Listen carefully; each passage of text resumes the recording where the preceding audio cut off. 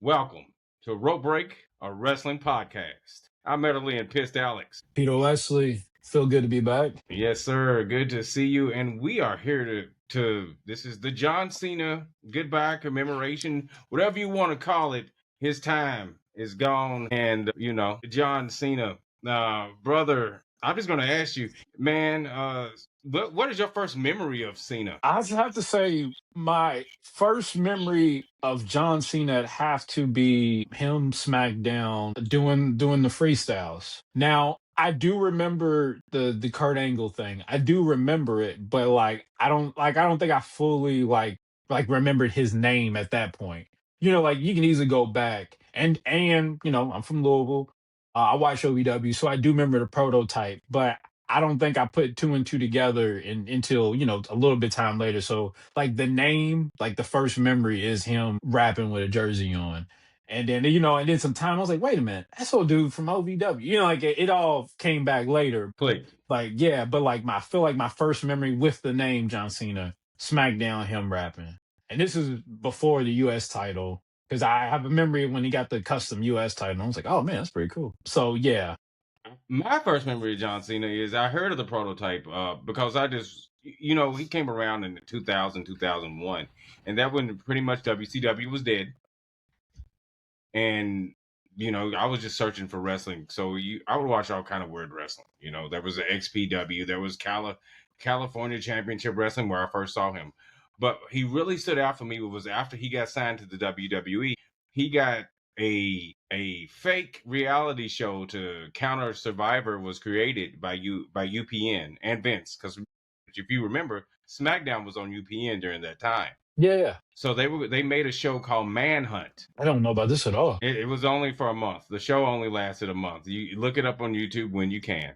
But I was like, oh, dude, that's that prototype dude, because I felt Cena he was always like that larger than life goofy character. Cena acted like the Outrunners, when he was the prototype. That's what he reminded me of. He reminded me of an 80s wrestler. So he stood out to me. Was it, you said it was like a parody of a Survivor? It wasn't really a parody. So it was, the survival thing was a big deal. So Right, it was right. so it was kind of like It was a real show. It was a real show. So it was kind of like, it was fake, but it was real at the same time. Since it was on UPN, I guess they just reached out to Vince if they wanted to use anybody. Vince was actually going to produce the show, but he pulled out to did XFL instead. Okay. But he let them use some of his talent, and the only talent that they used was Cena. They had one of the pretty cool. Yeah. So Cena was a guy, and he came around. He had a little fake gun, like a paintball gun, and the people had to run and try to escape from. Oh, so he wasn't a contestant? No, he was a hunter. They called him Hunters. So he was running around. He was still acting. He had a different name, but he still had his prototype blonde hair. And he was acting like the prototype, pretty much, with a paintball gun. It's only role he knew. That's all he knew. He was that character for sure. And I was like, okay, this makes sense.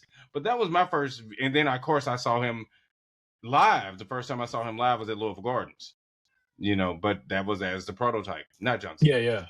But yeah, that was my first view of Cena. That's it's crazy. I remember prototype because I wasn't I'm not gonna say I was a avid watcher of OVW, but I did watch it like often. Like it came on Saturday nights, WB, and so I think like around the time like Mad TV was on and stuff. Yeah. So I would watch that beforehand, but I don't think I didn't fully keep up with everybody. I just kind of tuned in, especially looking to see if anybody from WWE was there and catching up with stuff.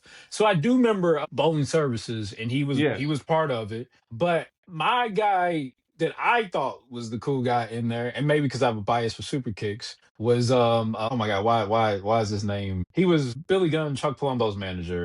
Rico Constantino. Rico Constantino. Before he was that, I thought he was cool, super cool in Bowling Services. And so that was the guy that I thought was gonna be I thought he was gonna be somebody in WWE. I mean, he was, but he wasn't. He didn't meet John Cena.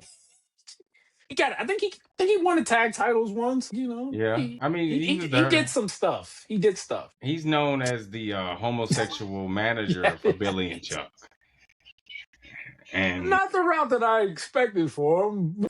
But we all know that that came down to age, as Yeah, it was revealed that he was so much and as older. a kid, I didn't even know he was so much older.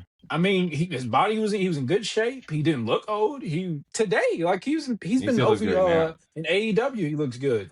Oh, and I think he's like Hmm. what in his 60s, maybe. Yeah, he's not that much younger than Billy Gunn. So if he's in his late 50s, early Yeah, 60s, but I do think there was a period he wasn't looking good. I think he got sick or something. It was like a firefighter. He got sick. yeah, He bounced back greatly. So firefighter, WWE police should, officer, yeah, he did WWE should stop being everything. ageist. Because this man is 50s, 60s. He looks great. Well, Give some they older guys a chance. we can't call them ages now. I mean, look, CM Punk is the world heavyweight champion. Cody Rhodes, Roman I Reigns, feel like that everybody's in the needs. I feel range like now. that needs a separate episode in itself about Oh, the age issue with WWE. I do. I feel like newer fans are conditioned to think that the top guy is supposed to be in their 20s or 30s, and when me growing up, you growing up, your guy in the mhm. 40s was the guy. And I do think like fans have been conditioned that like that's the wrong thing, and I don't think one is right or the other. Like, if a guy can go, a guy can go. That's how I see it. Like I don't. Like people like, how can you build 10 years around this guy? You're not going to build 10 years around the guy in his 20s. Like only a few guys are John Cena, Jeff Hardy, where they're going to be there forever. Only a few. People going to Yeah. be there on the average span 5 to 7 years. And if you can get that out of them, that's great. There's guys, they got that young dude that everybody compared to Brock Lesnar. Yeah. He didn't last long. Yeah. Parker Brodero. I And I follow. don't want to diss him because he's still working. I don't want to diss him like that. But what I'm saying is his run in WWE, his first run, not to say he'll never come back, his first run didn't last long. So you can't just because you got a guy young that's the end, like that's the answer to your problems. No, if you got a guy like an LA Knight, if he can give you 5 years, that's great. Back in the day, people didn't even last that long. Everybody's not That gonna be there 20 years. So if you get a guy and he can go, let him go. That's just how I see it. Let him go. I completely agree with you, but I think they're definitely looking for. I think Vince was looking for long haul, Yeah. but I don't think that's what TKO is looking for. I think they're looking for right now. I don't even And think TKO wants to be in it themselves for the long call. oh no, that's the reason I said they're looking for right now. They're trying to get all the Yeah. money they can and sell it to Saudi Arabia later Saudi on. them, they don't love to have it for the long haul. They don't care, but I mean, that's yeah, attraction. yeah. If every pay per view PLE is held within Saudi Arabia, that's a heck of a thing. All the big four is only held in Riyadh, Saudi Arabia. That's a totally different deal. And then But the crown jewel shows will be in California, New York City. Miami, Chicago, one of those American places. So yes, we can definitely see that happening. I can definitely see that. We're on world tour. We'll come to America now. It's payback for only being a localized company for the majority of the years of the WWE, which is true. And Vince McMahon be there, front row every show. Mm-hmm. You Good. have to cheer him or you get jailed. So No, of course. That's good shit, damn it. But when it comes to Cena, I think that was our we've seen Cena. I think we've seen yeah, yeah, a little bit more of Cena than the average person just being in Louisville. yeah. Seeing his rise from prototype, he was probably the biggest thing. I never pictured Cena being John Cena, especially from the rap Cena to and then becoming kid friendly Cena. They changed the move from the FU to the attitude adjustment. And Yeah, yeah. the rapping stopped, even though he has a platinum album. He only did one rap album and he's never gone back to it again. He and that was I guess that was one of the beefs I had with John Cena. The rap gimmick was so over, and me being a kid who was in love with rap and wrestling at the same time, I was like, oh, this is cool. And he wasn't a bad rapper. The album was nice. So and like at the time, I wasn't fully as engaged in wrestling as I've been in my younger years. So I had taken a step back. So when coming back in, which Chris Jericho's book brought me back in. And seeing him, I'm like slowly shed off the cool image of him. And like even the small things, like he called his fan base the Chain Gang. And then it turned into the C Nation. I'm like, what is this? I From thought for a this minute. from this Yeah, to yeah. this. Yeah, changed Also, everything. Yeah, and so I gave him an excuse. I'm like, okay, he got the movies. He's doing this for the movie character. But no, like the movie was a flop, and it's years later, and he's still doing it. Like I can't give him that no more. Like he just fully changed into a whole new character, and that. And then I'll lie. I got a petty reason why I had it. I held against him. Him beating Michaels in Mania. Oh, I hated that.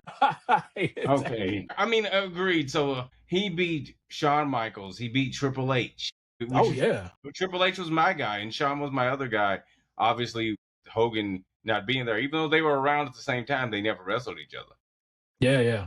Which Because he Cena. did have I don't know if you remember, he did an interview about Hogan. I think Hogan was in TNA and somebody, I forgot what it was, but a fan asked him, he's like, when are you gonna wrestle Hogan? And he says, when he stops playing around and come to when he stops playing. I forgot, it was like come where the big dogs are. Something, something along the lines of that. I remember that. I remember that, and but if you also remember, they did a Kid Choice Award together. No, Billboard Choice Award together. They presented an award together, I don't remember. I'm trying to think if I remember that or not. and they I just have to kind of look for that clip. because Hogan was standing to the side because Hogan always stands to the left of people because that's his good side. He'll tell you if he was alive, brother. But he always flexed. But That's a Hollywood thing when you know which side yeah, is a good side. yeah.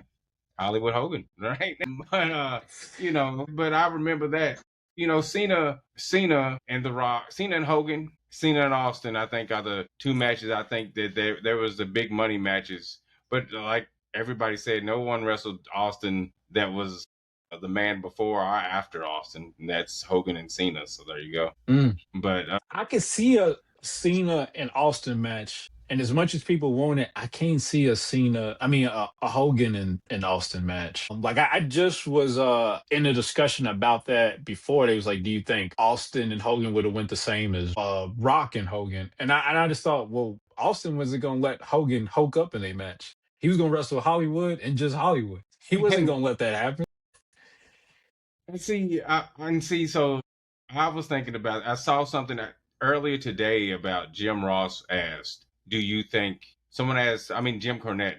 Does he think that Hogan and Austin would have went the same way? Now, Jim made a mistake because he said, "Well, Austin wasn't going to let Hogan go over on him." Hogan never went over on Rock. Rock beat Hogan twice. I don't think. Well, Chris around that time, Austin was paranoid, but I don't think he would have been opposed to losing to Hogan. I just don't think. I don't think he would have let it go the Rock way, where you can't come in, be Hogan and then be red and yellow in the same match. Like it's not like Austin's not going for that. And Austin, Austin wasn't going to wrestle babyface. Austin wasn't going to wrestle babyface Hogan. That just he wasn't going for that. That's true. But I mean, but also, like Hogan and Rock both said, they called it in the ring. Rock had to switch. And I personally feel, and Jim Cornette's more on the lines of what you're saying as well, but I personally feel that Austin didn't have to be different. Austin didn't wrestle like a babyface. Because Hogan Yeah. doesn't wrestle like a babyface. They both wrestled like brawlers. They brawled. They didn't do nothing fancy. Right. I If also he don't think, and there's no disrespect to Rock, I also don't see the fans turning on Austin. No, I think it would have just been more closer aligned to Hogan and Warrior. Yeah, yeah, Where they just cheered. They didn't care. It wasn't any yeah. boot. And I think he would have got a Hulk up, and then he would have missed the boot, and he wouldn't have got the leg drop. He would have got stunned twice, and it Mm. would have been it. He goes, Austin ducks under, catch him, stunner, bam.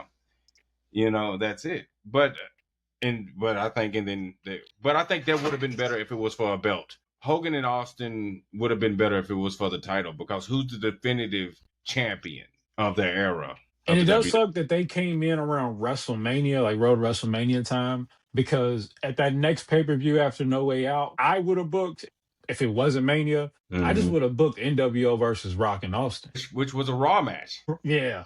And the NWO went over when Hogan has pinned Rock with the boot and the leg drop. But I would have made that, and I guess nowadays I don't think WWE would have felt scared about pulling the trigger and making that a Mania match. But back then, I think they Oh wanted, no. a definite one on one. But yeah, I would have just went that way. I wouldn't have threw it away on Raw, but but Oh, I completely agree with you on that. But Cena, I believe Cena versus Austin near the end of both of their careers, the way that Cena had his throwaway match with Taker and Austin had his throwaway match with Kevin, that would have been a great main event. Just them wrestling, Yeah. you know. But I don't think it was on Cena's bucket list to take a stunner. I know it was on Kevin's bucket list to take a stunner. And Cena took one, I believe. It one of the Afghanistan shows, I think. Yeah, Yeah, yeah, yeah. yeah. But Typically it taking the wasn't stunner that that Cena. matters. It Yeah, wasn't, yeah, it wasn't. don't count. Yeah. Yeah, No, yeah. that's what it would. That's what it would take, And we would still need Jr. there. He hit it with everything he got. Stone Cold, Stone Cold, Stone Cold. We would need Michael Cole and Jim Ross, the voices of both of their careers, to be on the commentary for that one. Man, that would be great. That'd be great. You know, That would be better than Sting and Triple H. no, Sting, Triple H. Okay, speaking of Sting, I do want to ask you a question. So everyone says that Cena, we're jumping ahead here, but everyone thinks that Sting, the way that Tony Khan booked Sting's last match, is the way that Cena's last match should have been booked. Agree or disagree? This isn't fair, but both. So I think Cena. I guess it's just from me being a fan and just knowing that's just been the tradition. You go out losing. I'm been more accustomed to that. However, the way this was billed, you set these fans up like they was going to get a fairy tale ending, and you wrap this show around it. You got everybody's ending a match doing salutes to Cena. You're showing these clips of Cena. Everybody's giving these packages. People pay $1,000 tickets to see Cena. So Biggest it's house. what, yeah. And you announced that. You announced that was your biggest house. It was like these people paid to see Cena. You booked yourself into a corner, is what I'm saying. And you did all that just to take the wind out the room. Some people it was, you ended the show, which was supposed to be great, and people crying and clapping and, in tears of joy. You ended the night with people saying F you, Triple H. But the game, and like I put in the chat earlier when it happened, I said he has restarted his villain arc again. Yeah. But that's fine. I feel like if we need I stated this before. The company needs an overarching bad man. But you There's don't need no it to be your booker though.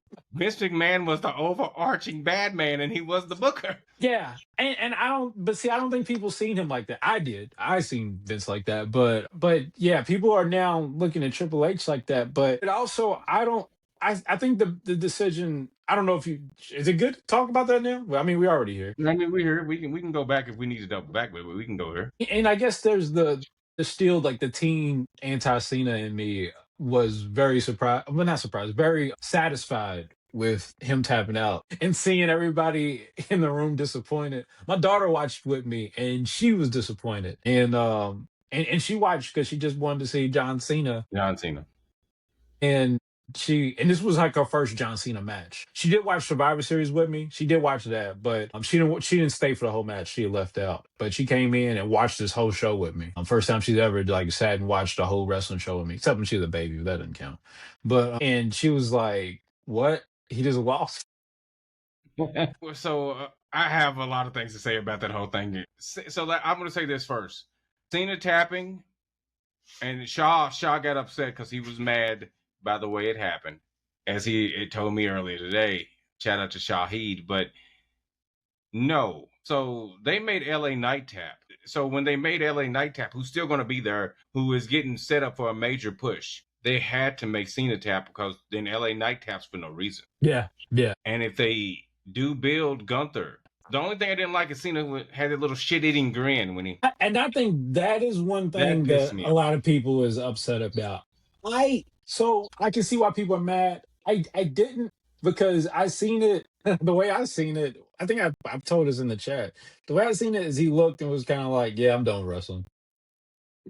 And he did. And he did. It was, but at least sell the sleeper hole. Sell it. And then It's your last somebody sell was job. like, somebody told me, oh, I think he didn't mean to do that. And I was like, no, Cena's a professional. If he smiled on accident and he think he made a mistake, he would have held that scene out longer. He would have changed his face, fought it a little bit more, and then he would have tapped. But no, he did that and tapped. Like he's Mhm. John Cena. Like if he'd been like, oh no, I don't need to end it like this, he would have changed his face and and held that scene longer than it was. Yeah, Cause he's John Cena. It's not like they would have been like, oh, we're running out of time. Like, no, they was on Peacock and they had 20 more minutes of him doing posing nothing. and yeah, and nothing, not even cutting a promo and saying goodbye to people. So yeah, he could have held that along for 20 more seconds if he needed to, if he felt like that was a accident. Like, yeah. And no, I mean, to me, I feel that was not only was it not an accident. He set up and he had a smile on his face after Gunther walked out the ring, and he was just sitting there waiting for everybody else to come out.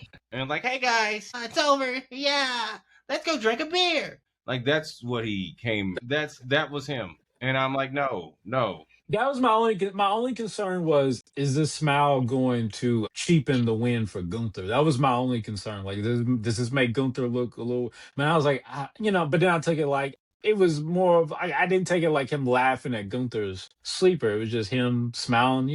It's over. And I know people gonna feel away. I don't know, man. I mean, his journey's complete, but okay. I Yeah, mean, that's fine. Rick Rick Ric Flair didn't laugh when he got super kicked and laid down. Okay, and it's funny because I compared it to that. I was like, I think that was his way of doing Ric Flair, his I love you. interpretation of, Bye. yeah, that was. I mean, it is, but his I feel like Shawn's wasn't hurt when Shawn got tombstone by Taker. Even though he wrestled again, it didn't. He was defiant to the end.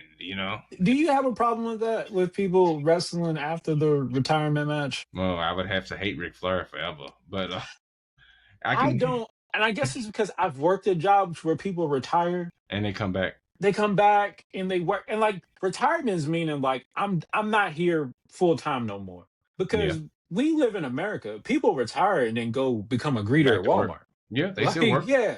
Like, people, like, retirement don't mean you just chill at home all the time. Like, if you blessed enough, you can, but in today's, economic situation, for a lot of people, it ain't. Like, it's you done with this job, you get maybe you get a pension here, or most people get the 401ks, but if you Yeah, got one of those, older people get a pension, and then if that ain't enough, you still do a part-time gig.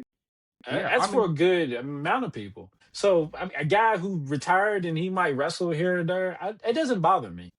I feel like majority of the time, let's like Randy Savage when he had his retirement match with the Ultimate Warrior, which was entirely premature. But I still feel like Randy could have been a commentator and made the same amount of money for the rest of his life. You think so? Vince said he could have, as long as he kept Slim Jim sponsorship, because the Slim Jim sponsorship was through Randy, and the WWE got residuals. It wasn't Mm. through. And then when Randy left, Oh, I he went thought to he was able WCW. to. He's able to take that with him. Mm-hmm. Man, Yeah. Slim Jim must really love Randy Savage. Yeah, they They do. still love that guy. They They still still got use him on him, and they still use him. I'm pretty sure the only reason that LA Knight got it because he says because he, yeah.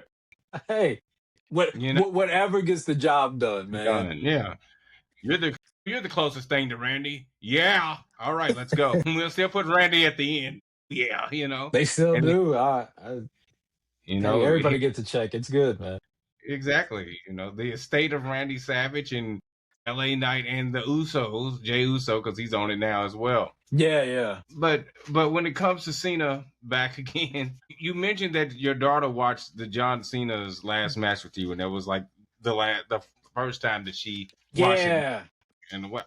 So I remember when my daughter, when we went to a match down at Freedom Hall, and it was her first time seeing John Cena in person. She knew who John Cena was. She cried, and she was like, I seeing John Cena wrestle." And that was tears. She was like 5, but Okay. Yeah. and she was crying. She was happy. My son was there, but he's like, I guess he was yelling John Cena just because he knew he was, but he didn't, and he was little. And but I remember she was just so happy and elated and crying because she saw John Cena, and I was like, oh wow. I was like, the only time I ever cried to see a wrestler was to see Hollywood Hulk Hogan for the first time in person. That wasn't ever in life, And but I get it, because that is Hogan for them. I you get it. know, and then I was like, oh, okay, so I can see how Cena is what is Hulk Hogan to a 30-year-old or a 20-year-old, a 25-year-old, because Cena's been around your whole life and what you Yeah. remember from professional wrestling. Because you're younger than I am, but you've seen the majority of your life. You've seen Cena as the man in WWE. Yeah. And so I can see how he's that guy. But I do have a question. Do you think that John Cena is the greatest independent contractor in WWE history? You say in WWE history? Yes, I'm not saying wrestling. Yeah, I would say he's the greatest WWE superstar. And I say this because I know you would argue Hogan. Here's my thing with why he wouldn't be. Cena is everything they wanted of Hogan. He was somebody younger. No, he was somebody who never fought to leave. He never gave him a problem. He was a yes man. He was like, most guys, and that's not just Hogan. Most guys, once you get to the top, you get an ego. Cena got an Yeah. ego, but he still was. You watch X-Men. Yeah. He was Cyclops. He Yes. was whatever Xavier said, I'm with it. And that's how Cena was. Like, And Randy was a Wolverine. like, so so in their eyes, he did everything they wanted. He stayed on top, sold the merch. He was everything they dreamed of. They never had a guy who lasted that long on top. That's true. So yeah, he is their greatest superstar in that sense. Yeah. Now, I would have to disagree with you, and I'm not going to say Okay. Hogan. Okay. I'm not going to say Hogan. I Oh, who would believe you go with? I believe Hogan is the greatest wrestler, sports entertainer of all time. Okay. And I'm not going to give that to Cena because Cena didn't revolutionize the business twice. Cena's heel turn was a flop. I think we Okay. can agree on that, right? Yeah. It's not Cena's his heel fault turn, though. Cena's heel turn needed The Rock. I don't believe Hogan's heel turn needed Hall and Nash. He just needed somebody else that came from the WWF. It could have been Savage. I do think Cena could have did it by himself, but not the way he was going about it. And I don't blame him because like he talks about in the Cody interview, he was left, alone and he had to make something up. So I don't want to blame him too much, but I do feel like something could have been thought like we got to go a different way with this than what he was because his thing wasn't a beef with Cody, it was a weird beef with the fans. But it was like an outdated thing. It's like if you and your girl like have problems, y'all good, and y'all been good for like some years, and all of a sudden she got Yeah. mad about what happened 7 years ago. Like the fans turning on Cena, they had already forgiven him by the time. Like it was one of those Yeah. things like one of those things where Cena was on top forever, but it was like, how can I miss you if you never leave? He left. He came back. People missed him. We don't care about the Super Cena stuff. We just love seeing you now. And so Yeah. now like you at this point where you could do no wrong, and then like you like I'm mad at you, and it was like, why are you mad at us for? We love you now. Like so that part didn't make sense. It didn't make sense, and I feel like they should have did more. Cena should have changed the character, but he came out as just What he angry should have face been John to Cena. be a heel was he should have just been John Cena. If he would have Yes, came in and said, "I'm turning Total on you Divas. because this is what the office wanted," I'm representing WWE the way it should be. If he would just did like how he does in those Chris Real Van life. Vliet interviews, yeah. If he was just him, he would have been the Oh greatest yeah. heel. If he would have came out in his little blue suit with his red tie, Yes, with his hair combed back, yeah, that would have been it. with and not and didn't even need the Rock. He just needed the TKO board, not Triple H. Yeah, he didn't have to have. Yeah, he didn't have to Yeah, have. He didn't have to have The Rock. Like he could have did that without him. Maybe he just didn't think that was a bad guy because that's who yeah. he is. But That's a horrible human being. No one likes that guy. and people say like, "Oh, I can't be heel because if I'm heel, everybody that didn't like me will like me." And it's just like, no, you just gotta be you. He could have The just more he you could do have. interviews, I find reasons why not to like you. Yeah. If I watch Total Divas, I'm like, I just want to give Nikki Bella a hug and be like, I'm sorry you went through that. Yeah, That because man I was when he's a that very show was toxic on, individual. I was like, this dude is a heel on this show, and not enough men watch it to know. No, not at all. Not at all. The most babyface man on the show was like Titus O'Neil and Dean Ambrose. They were like, okay, they're good guys. John Cena, no. Brian Danielson just seems like he's just a goofy dude, but he was cool. Like I think the first episode I watched, he was like all on Daniel Bryan about like questioning if he was like a real man. And then Mm-hmm. he challenged him to some like I think they did like the lumberjack Yeah, competition. And then he was, criticizing about, how everybody does is how the rules of his house yeah. and like this guy was a class A jerk, and it was just like he doesn't even know it. Like you being you is the biggest heel. I think he should have like came up. You know how like Raven had Raven's rules. He should have said, "This is Cena's rules. You can't get out of the ring. Only I can."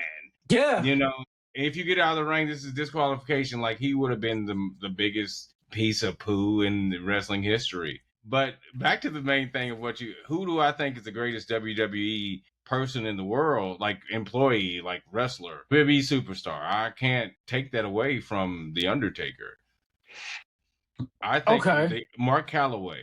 Mark Calloway would unalive Michelle McCool if they told him to, and he would Eh, do it with a smile on his Yeah. face and say, I don't see John Cena doing that to his wife, but I see Mark Calloway, Michelle, you will rest in peace. Is that okay, Vince? He would do something like that. I don't see Cena doing that. And you got to think the Mark Calloway stopped wrestling in his late 50s, and he's not going to movies. He's not doing anything but sitting there still collecting a WWE paycheck. John Cena is collecting a WWE paycheck still because he's going to be an ambassador, but John Cena's going to go do tons of movies and voiceover work and all these other things. That's not in Mark's future. It probably could be. I'm pretty sure he got offered a lot of those things, but all he really wants to do is sit around, and he probably still wants to choke slam somebody because if my knees worked, I'd still compete. I don't think I think Cena.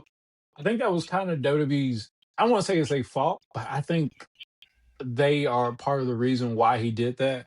Cena's a company guy, he's a yes man, but I think it was them putting him that dream match with Rock and letting him work with Rock and be close to Rock is when his mind started spinning and saying, maybe everything I was complaining about Rock, Was actually he wrong. was right about.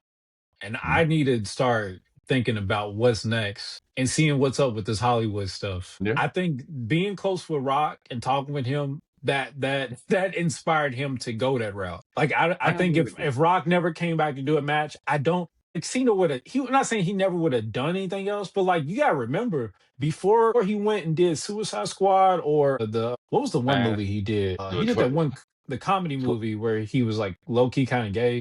Um, Ricky Sinixi or whatever it is.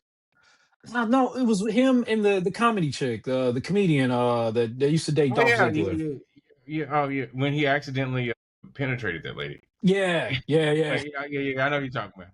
I don't think it was Like an he, accident.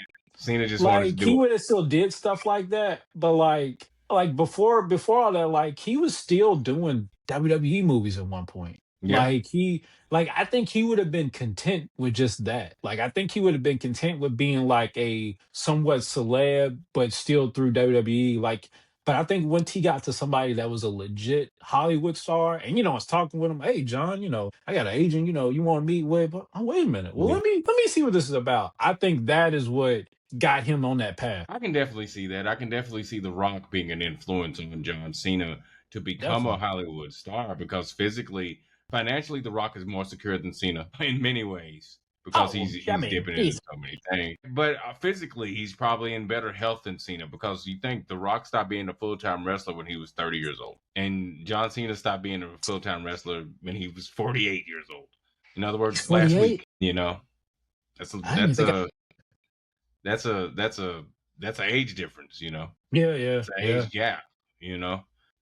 So I can definitely see why The Rock was like, "Hey, John, you might want to start. Here's some feelers. I'll send them out for you, and maybe somebody will pick you up." And when they did, he was already bigger. Honestly, I believe if Randy Orton, because Randy said he's not leaving. Randy wants to be a wrestler. That's why he prides himself as working smart, even though working smart means doing nothing in your match but your key spots. But Of course, I'm gonna sail for 20 minutes. I'm gonna but DD. but but I'm sure dudes in the '80s was like, yeah, that's how you do it. I mean, his daddy probably taught him better than anybody. Oh, Randy is probably the so. only. Randy's a third Yeah, generation wrestler. I know somebody sat him down. It was like the goal is to do the least. Hey, he might. Hey, remember he was Hogan's last WWF match.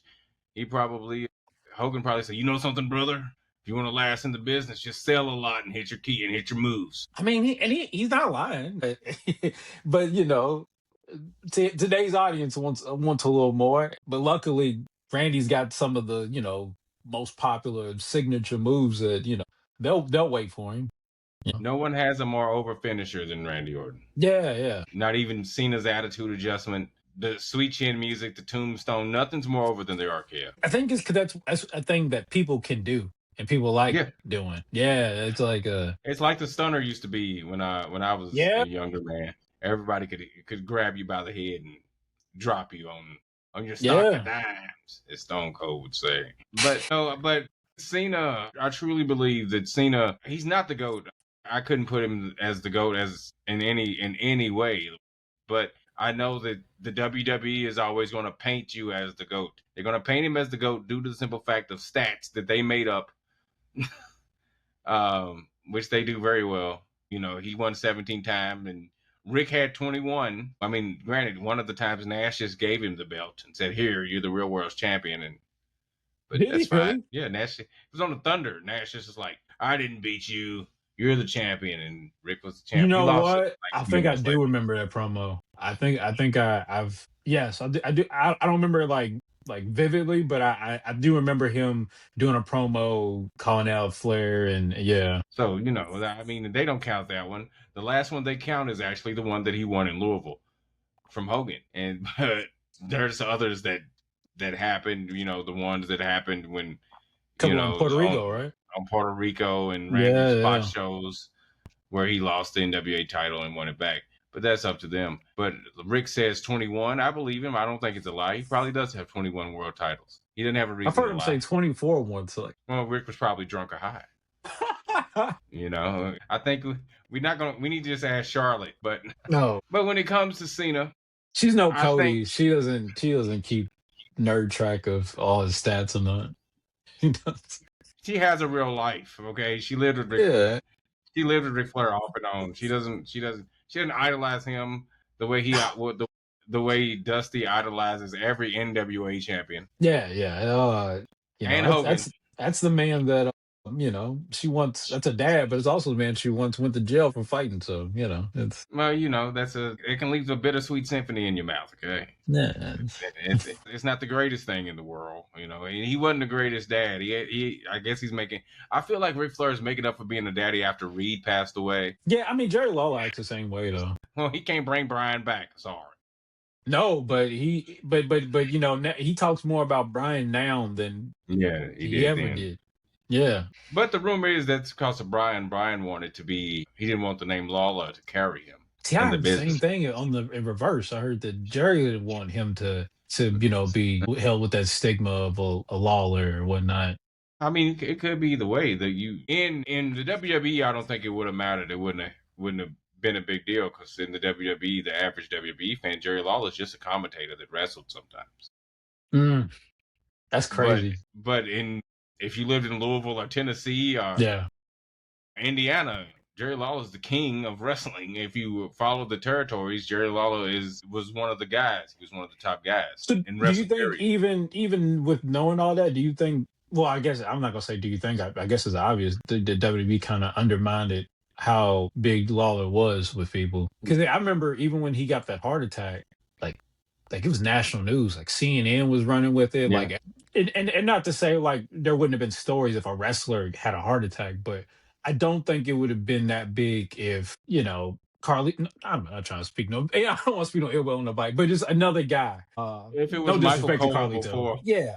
Yeah, like somebody. if it happened to Michael Cole, or if in reverse, Yeah. if Jerry Law hit the elbow on Dolph and it was Dolph, Yeah. like I don't Yeah. think it would Yeah. have been that big a Uh, national news. It would, it would have been wrestler suffers heart attack in the ring, but it was like it wouldn't have been Jerry, Jerry. like Dolph Ziggler, like it wouldn't have been like that. I think people forget the impact that Jerry Lawler had in sports entertainment aspect of professional wrestling when he had his feud with Andy Kaufman. Yeah, yeah, That's that's way bigger than what people give it credit for because it was the only time wrestling hit mainstream. Then the second time was Hogan and Mr. And then Vince just yeah. capitalized on that. But if Jerry Jarrett would have been able to capitalize on a national scale the way Vince capitalized on Hogan being in Rocky, See, we could have. they and I don't want to say they think they was small minded, but they was they had their territory and they would just focus on their territory. And I don't want to make it like oh they was thinking too small. I think there was more like wrestling, people just like, games work. Everybody respected their own territories. Nobody was trying Yeah. to take over everything. I think it was more a respect thing, and then I don't want to make like, oh, they just some small time country people. I don't want to think No, of like, no. I mean, but we can't just say that because all the other territories, nobody wanted to step on anybody's toes. yeah, it You was a had, respect thing. you know, Yeah, you had and your Vince just regional didn't have any. champion. Yeah, Vince didn't have any. His father had respect for Yeah, everybody else. You had the regional territory, then you had the NWA. The NWA was over everything, and then the regional territory. Everybody had their regional champion, and then you had your NWA heavyweight champion. which You know, I heard they used to have like a big conferences where all the bookers from NWA would get together and plan out how they were doing stuff. That sounds like some gangster stuff. I'm not gonna lie. yeah, yeah. I mean, if wrestling was organized crime, I'm pretty sure that was organized crime right there, brother. Yeah, yeah, that was. You know, that was some definitely some mob type of wrestling. But Oh, just think about pissing off the wrong booker of the territory. And now he done ran it through everybody through the NWA, and you can't work nowhere. Like that's you crazy. you get shanked and then the title's held up. Mm, How they come up with you get shanked and they have a fake tournament that no one saw, yeah, but yeah, it was in Rio de Janeiro Intercontinental Championship type stuff with yeah. Pat Patterson. No one knows who's going to call somebody from Rio de Janeiro. Did you go to that wrestling show where they got a new NWA champion? No, it wasn't. But that leads to the question: do you think Cena would have been a big hit in the territory days of professional wrestling? No, I don't know. no. But and there's no disrespect to Cena. I think that about a lot of WWE guys. I think there's a lot of WWE guys who I feel like would only been big in WWE. And I say that because I know WWE says that a lot about other people. You're a big fish in a small pond. You never make it over here. And it's like that's cute, but there's a lot of your guys that wouldn't have made it outside of there either. I And I don't mean, that's true. That's true. it's this John Cena or nothing, but I I don't like for a good chunk of his career, he was given a lot of plot armor. Like he was, just booked as untouchable. Like, I don't know if another company would have invested that much into him. Not to say he could have never made it, never been. I'm not saying none of that, but I don't know, like if they would have like, we just gonna give him the ball and let him run with it forever. Like I don't see that. It didn't even happen in OVW. Like it wasn't like the show was booked all around. But yeah, like I think. I mean, if we're going to go in a OVW, we obviously have the Iron Man, Rob Conway, and Nick Dinsmore as the guys, and I think they could have went. They could have dude, did. I saw yeah, I seen Christmas Chaos. I'm not gonna lie to you. He wrestled Chris Benoit, and I was like, man, he's just as good as Benoit. This man's something crazy. Like I'd already been seeing Nick Dinsmore, but to see him in there with Benoit, and I was just, as a kid, like this is a certified WWE guy, like and it's just like no, like this guy is gonna be a problem when he gets to WWF, and then he did, but he didn't. The, He was there, but I don't recognize that as the same guy. the mentally handicapped character of Eric Bischoff's nephew Eugene. Yeah, that was trash. I'm not going to sit up here and lie to you. And it wasn't. And for anybody that was from Louisville, Kentucky, that believed in probably one of the best wrestlers to come out of this, if not the best professional wrestler to come out of this city, which was Nick Dinsmore, and we thought he's going to be something, and he became a mockery. And he got to wrestle with my favorite wrestler, Hulk Hogan, but Yeah, and he my got in second, there with a lot. He got in there with yeah, Hogan, Triple H, Ric Flair. He was in there with a lot of big names. he had never seen her. So he's gotten there with everybody, but he never flourished to be the man. And With a and gimmick like and that, he he, never would have had a chance. of course, but no, I felt like I thought he was gonna get like tombstoned or power Uh, driven by it didn't get somebody, back. It didn't and get then get snapped. back to and snap. Well, I was like, oh, well, he eventually will lose this gimmick because this Well, gimmick I gets guess if expensive. he did last long enough, somebody would have said we got to make a way to change him up. I Yeah, mean, it's like Kane was never burned; he was just mentally insane. You yeah, know, yeah. it, when that came around, when they was like, You Glenn, we're know, going to take the mask off of you. Okay. Bubba It's had the Jimmy. stuttering thing for a minute, and then it just disappeared. So Yeah. yeah, if he would have lasted long enough, somebody would be like, all right, let's change him. Yeah, That's you're what right I about thought. that. That's what I thought was going to happen. But back to what we were talking about, those guys like that, those guys, I thought they could do what they did on the Indies, and they could have been like an NWA type of champion because their work ethic was different than Cena's, and they weren't really given. They put on bangers. They put on banger matches. Rob Conway, Nick Dinsmore, Doug Basham, the Damager. They all put on. They all went to the WWE Yeah. eventually, but nobody hit it big but Cena. But we also have to talk about Cena's class. When we talk about Shelton Benjamin, Brock Lesnar, Batista, and now we only got two left, which are Brock Lesnar and Batista. Randy. Oh, right, Randy. Well, I'm Brock Randy. Lesnar and Randy. Because Brock Batista's Lesnar, gone. my bad. Brock Lesnar, Randy, and Shelton. Shelton isn't gone. Shelton's still Yeah, wrestling. Shelton. Yeah, Shelton. You know, When Shelton hit his 20-year mark, they did a video where everybody was, paying their respect. Shawn Michaels was on the video and said, "Whenever you're ready, the Hall of Fame ring is ready for you." yeah. He better hold his word on that one. He better. I mean, I think when he's ready, but we also have to talk about other people that came from Bobby. Bobby Lashley came from OVW as well. I'm not saying Bobby has the CM Punk had his stint in OVW, Yeah. but his was more aligned to Cody Rhodes than John Cena's. Yeah. But that class with Brock going along and Brock being the man that he was, the parallels of Brock, Randy, and Cena, and now Brock and Randy are the only ones left. Do you feel that Gunther is going to retire them? Because that's what everybody's saying. He's going to retire Randy, he's going to retire Brock, and he's going to retire AJ Styles. I think he's definitely going to retire one of them. And if he doesn't retire Brock, we at least just need to get a match with him. Even if he don't retire him, we just need, we need a match with him. WrestleMania would be great. Now Which I'm when they hearing it might supposed be. to? When they supposed to? Was it last year It was or? supposed to be last year, but Yeah. obviously the allegations came in. Which that needs a conversation in itself, but that's irrelevant. But yeah, I think he needs that. He did do the segment with AJ where he, does the "You Can't See Me." I guess I don't know if that's foreshadowing. I mean, both, AJ said he's done next year, and then rumor is Brock might be done. It's is SummerSlam in his town or?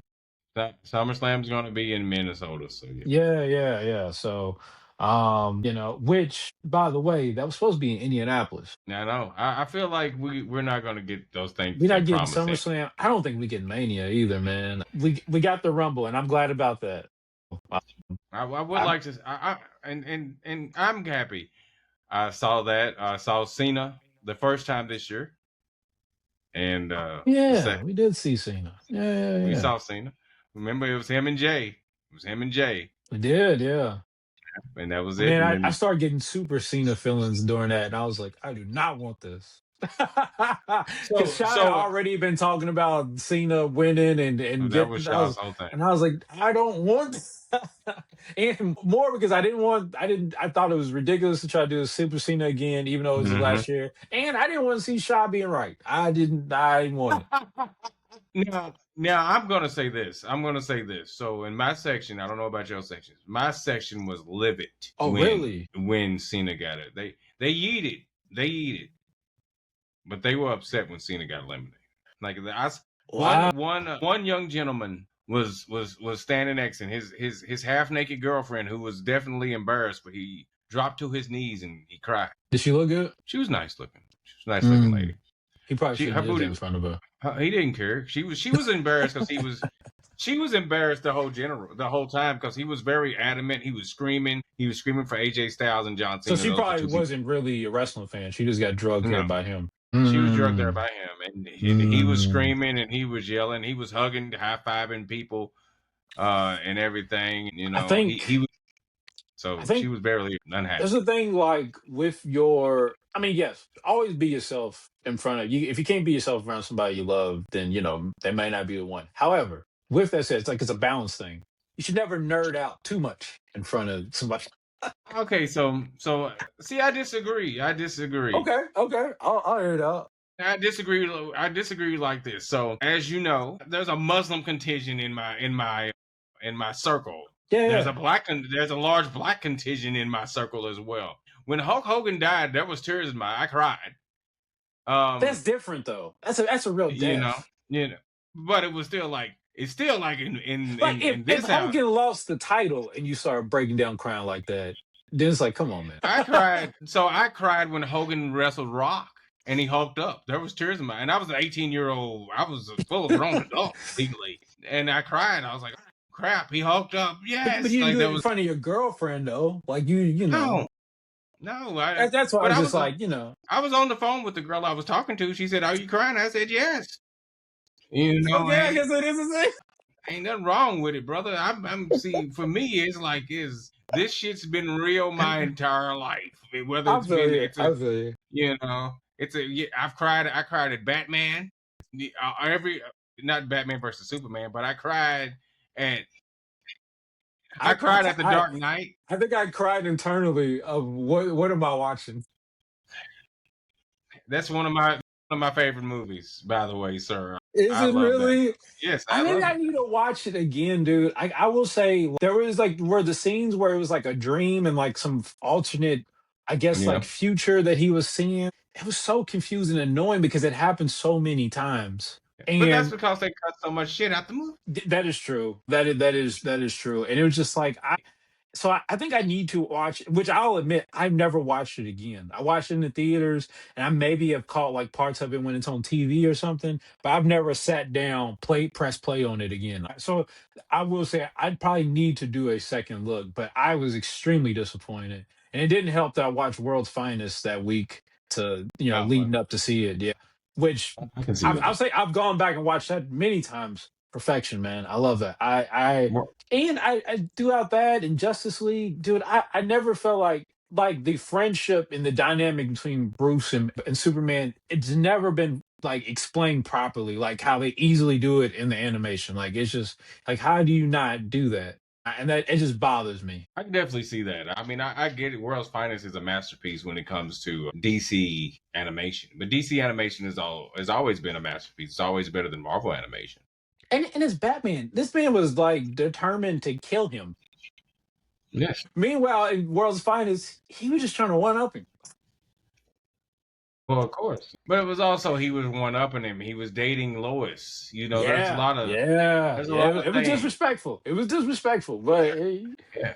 There was a lot of but things but but going on. but Bruce never falls in love with women. It's all for show. So he wasn't gonna Of course. really steal Lois. Of course not. But you also have to think they pull from so many different comic books. They pull from the Dark Knight Returns because that whole fight was based off the Dark Knight Returns, Yeah, Batman versus yeah, yeah. But see, you can't do Dark Knight Returns without them having a history. exactly. That's what made Dark Knight Returns so. It was just like they've gotten older. I've known you my Mhm. whole life. Now you working for the man. Like, what are you doing, Yeah, Superman? Like it hit different in Dark Knight Returns because of that history. With of course. this alien dude, I gotta kill him because I don't trust him. What? Like you don't kill anybody. But I mean they explained it as he got older and he got hardened and he was angry at the world. So then he started brutalizing human beings and branding them. You know, he Oh became an yeah, extremist. yeah, yeah. It did. It did do that, but still, it You know, wasn't. It I mean, it it didn't wasn't the convince best me. storytelling. Yeah, yeah. It wasn't. But I feel like when we had Justice League the Snyder cut, he redeemed himself. You think so? I think Zack Snyder redeemed himself. But we got the new age with James Gunn. We'll see how that goes. If Netflix doesn't cancel it. I don't know, dude. I think you were on to something. You had said how Supergirl looked like Guardians of the Galaxy, and I hadn't seen the trailer when you said that, and I did. I'm like, this looks like Guardians of the Galaxy, just with her and the Supergirl, Superman. Yeah, like, dog, but if there's even a scene where she's got like a coat that's similar to, Star Lords. yeah, I'm just like, what are we doing?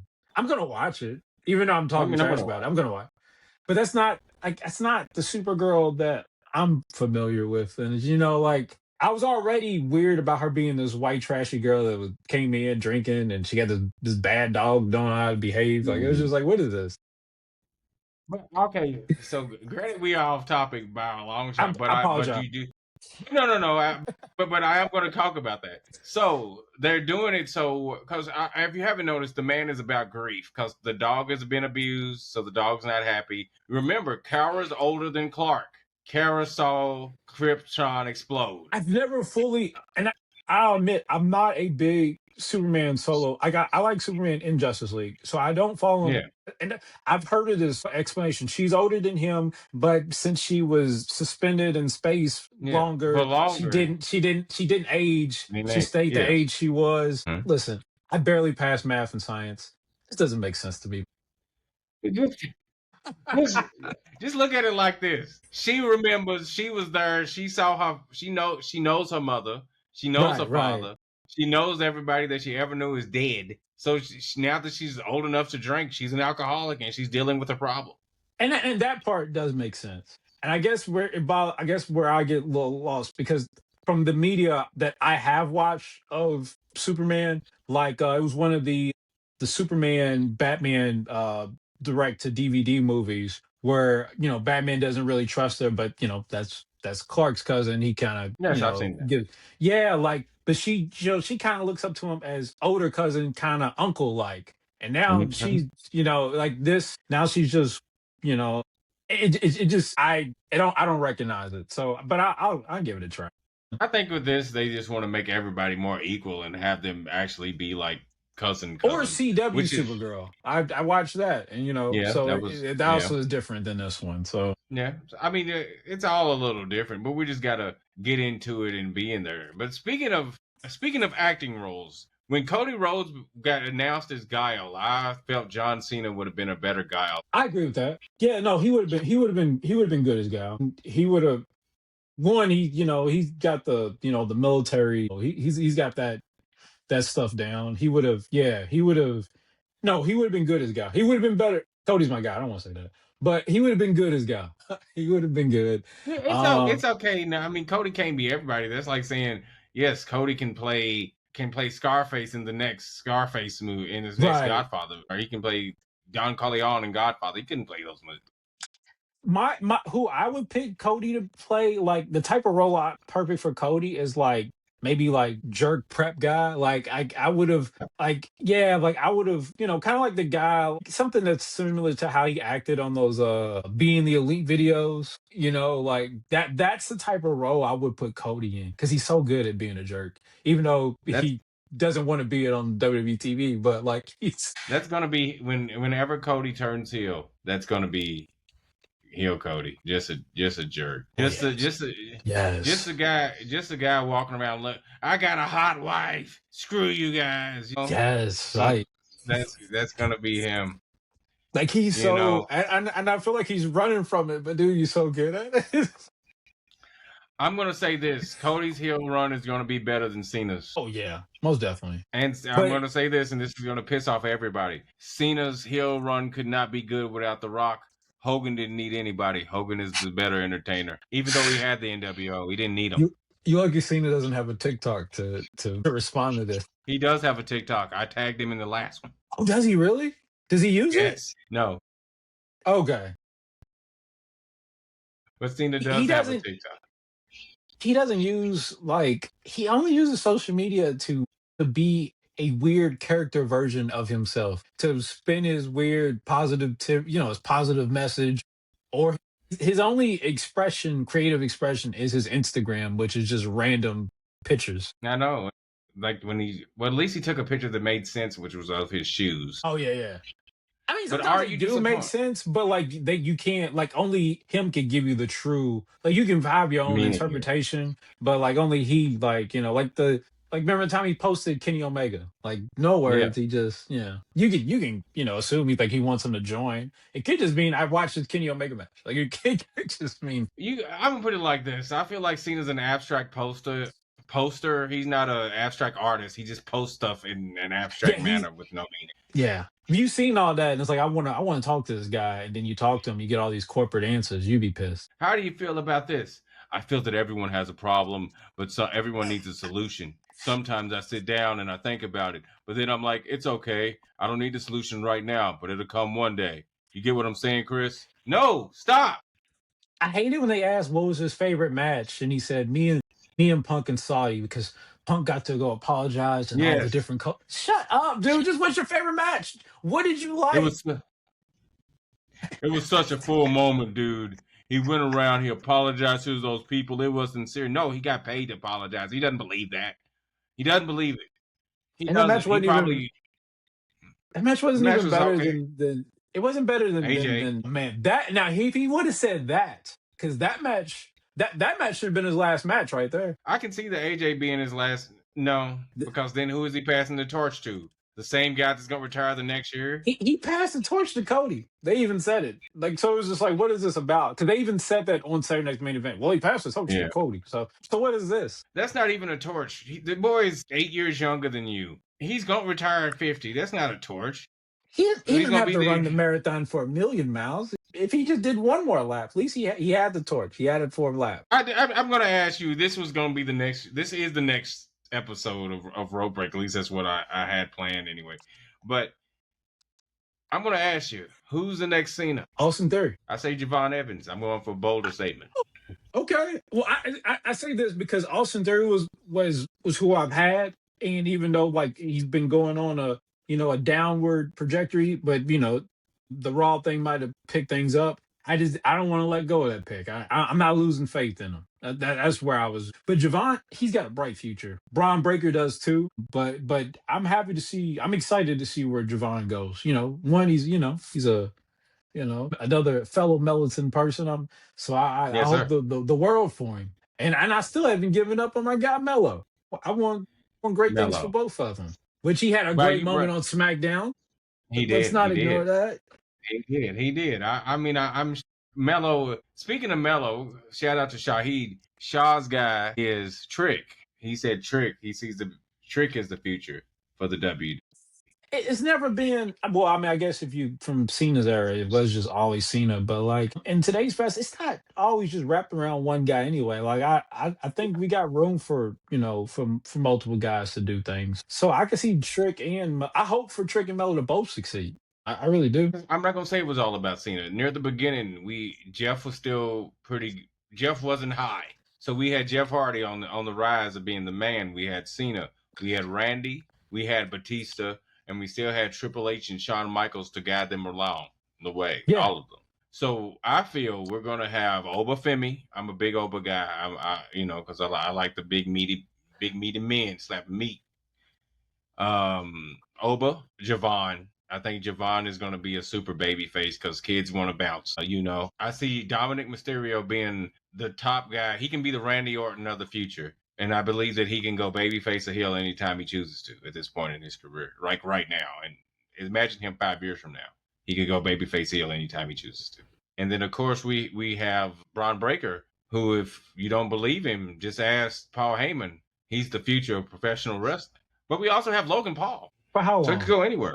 He's not boxing anymore. He did retire from boxing because he has kids. He got a kid. He don't want to get hit in the face. Oh, is that what he said? Does Jake not have any kids? Because he's got a big Netflix fight tomorrow. Yes. Are you going to watch that? He's got that Hogan outfit that he's going to wear, brother. My daughter's been asking about it, and it's just like if my daughter's talking about a boxing fight, I guess I gotta watch it. I'm watching it. I'm watching it. I'm okay. So yes, Jake Paul is wearing my favorite wrestler, an outfit dedicated to I my didn't even favorite know that wrestler. until you said it. I didn't know. But I will say this: if he doesn't get the fuck knocked out of him, there's a problem. He needs to lose that fight because he's a Dude, disgrace to the sport of boxing. All right, him and Logan, I think they fought have everybody. some they have some weird plot armor around them. And like so It's not called plot armor. It's called, hey, we're paying you. Please don't knock us out. I'm trying to say that as nice as possible. It's okay. I'm gonna shoot straight. Mike Tyson was gonna kill that man. This And biting your glove, pulling your yeah, punch. No, no, yeah, we don't do yeah. So I feel like it's like a Harlem Globetrotters type thing because you watch to see them lose, and so like I mean, when do you pull the trigger on that? that. The same way you pull the trigger with Roman Reigns. 2 years later, at the biggest events you can probably gather, probably And I don't somewhere think in this Saudi one is Arabia. hyped enough to. I don't think this one is hyped enough to be the one where he finally loses. He pro- And since it's been going on so long, I can't do a split decision. I need him knocked out. I need Jake Paul knocked out. this is probably gonna go the distance, Yeah, and then yeah, Jake Paul's gonna be declared the winner by yeah, copyright yeah. numbers. Like Some I need bullshit. that when I need him in there with especially I need to stop the matches with him and past his prime guy. I need all those to go away. I need a real legit fighter go in there with him and knock him out.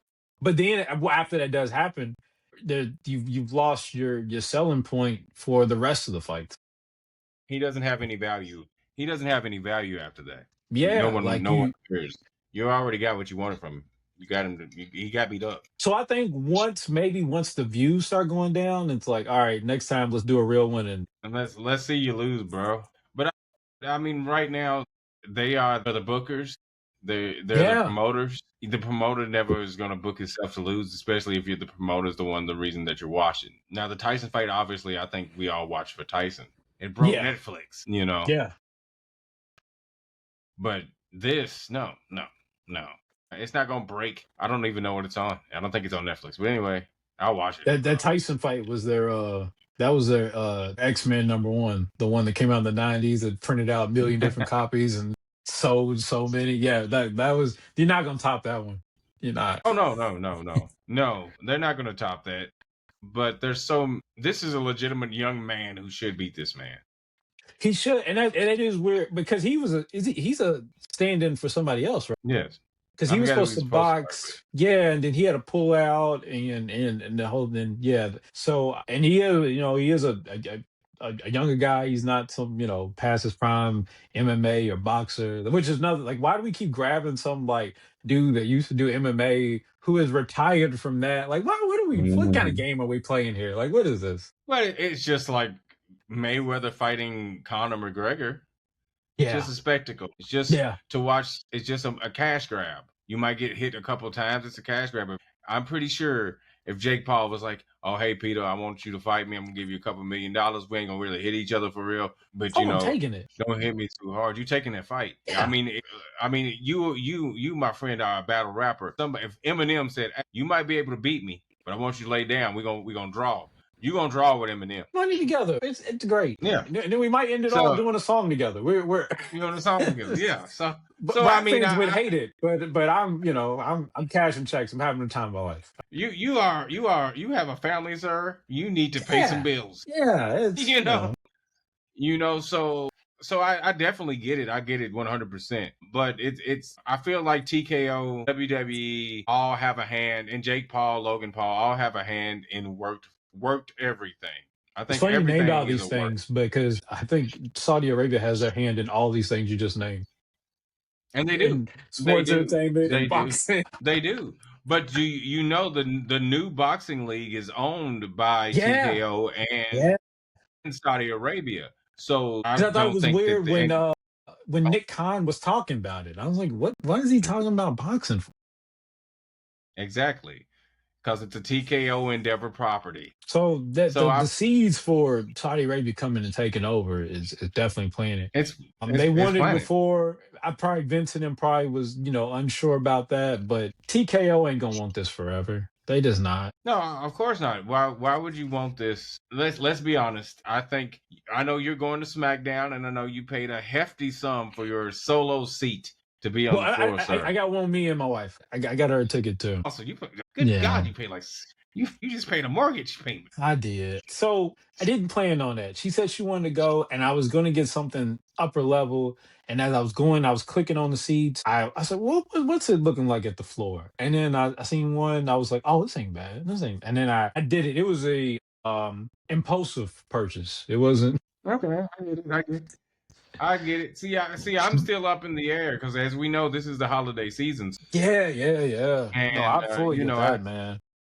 I have iPads and laptops and video games to Dude, buy. I've spent a lot. I've done a lot of credit card swipes this holiday season, Yeah, and it hasn't hit me yet, but it will in January, and so yes, be sir. it. Well, that's the reason you're gonna get some taxes, I guess. I don't know Hopefully, how getting taxes is gonna look with the way this economy is, but maybe we can. Hey, maybe we can get Mick Foley on the podcast. We can get some revenue in. Now that he's not a WWE employee anymore. he's doing cameo things now. I I think he's saw, I always saw. been, but I think he's been So picking them up since his WWE leave. I think he's gonna be back in Louisville doing some OVW work. We can catch him in and we can interview him. I'll He go. was at that one when they did the thing at 4th Street Live. He was there. Hmm. And Oh then boy, I've seen interactions with him and Jack Vaughn. So I yeah, I think yeah, he's there regularly. I'm assuming him and Al he's not Snow's super pretty cool. regular. Yeah, yeah. I mean, he's there to help Snow, and Isn't but he that like was the before they commissioner or something? Al Snow. Yes, Al Snow's No, Al no, Snow's the guy. no. Mick Foley, doesn't he have like a on screen role, like a some authority figure type thing, or had one at one point? He did have one, yes, but then he had a Yeah, match, and I think he lost it. He had a match. I didn't know he But had a match. He had a match there, and it was at Davis Arena. I was late on the pickup, and then when I tried to buy a ticket, it was What definitely is sold Mick out. doing and competing in the Davis Arena? What is he doing? Mick's just there, man. I think Mick's just here to have fun, man. Okay, I would love to man. see. I'd love to see Cena. I know he never will, but Oh just he doesn't have to no. wrestle. He doesn't And have to that's another wrestle. thing you talk about Cena, like when you compared him to to other guys, where other guys may have tried to be the best wrestling star. Cena just wants to be the best WWE guy.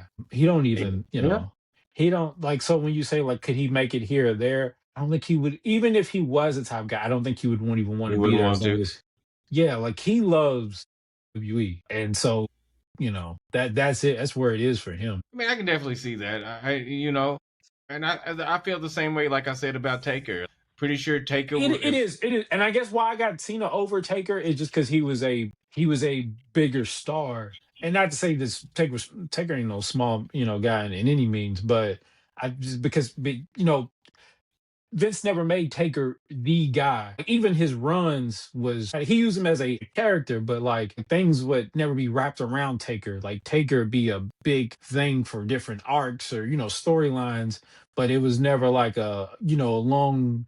He was always Taker. Don't get me wrong, but like he comes in, like on SmackDown, Taker was there as like kind of like how he was backstage. He was the pretty much the locker room leader. He was when things Mhm. went wrong, Taker comes. He's Teddy Long's unofficial enforcer. Like You can go 1-on-one with Undertaker yeah. later. But a lot of storylines wasn't like Taker's issue with that. It's Taker coming in because he thinks what you did was wrong, and now you got to fight him. I mean, that's true, but you also have to look just physically. By that time, men stopped looking like the Undertaker that were on the cover of GQ. John Cena's been on the cover of GQ. Yeah, Yes, he was a muscular man, but he has that big wide jaw and the crew cut. So he was more socially acceptable. No version of the Undertaker is socially acceptable. Not even this old man Undertaker. my favorite Taker. Because a lot of people. Well, now I've seen a lot of people love him, show love for him now. In the past, it wasn't biker Takers. I think it's my favorite Taker. I Michael Taker is the only Taker that I liked.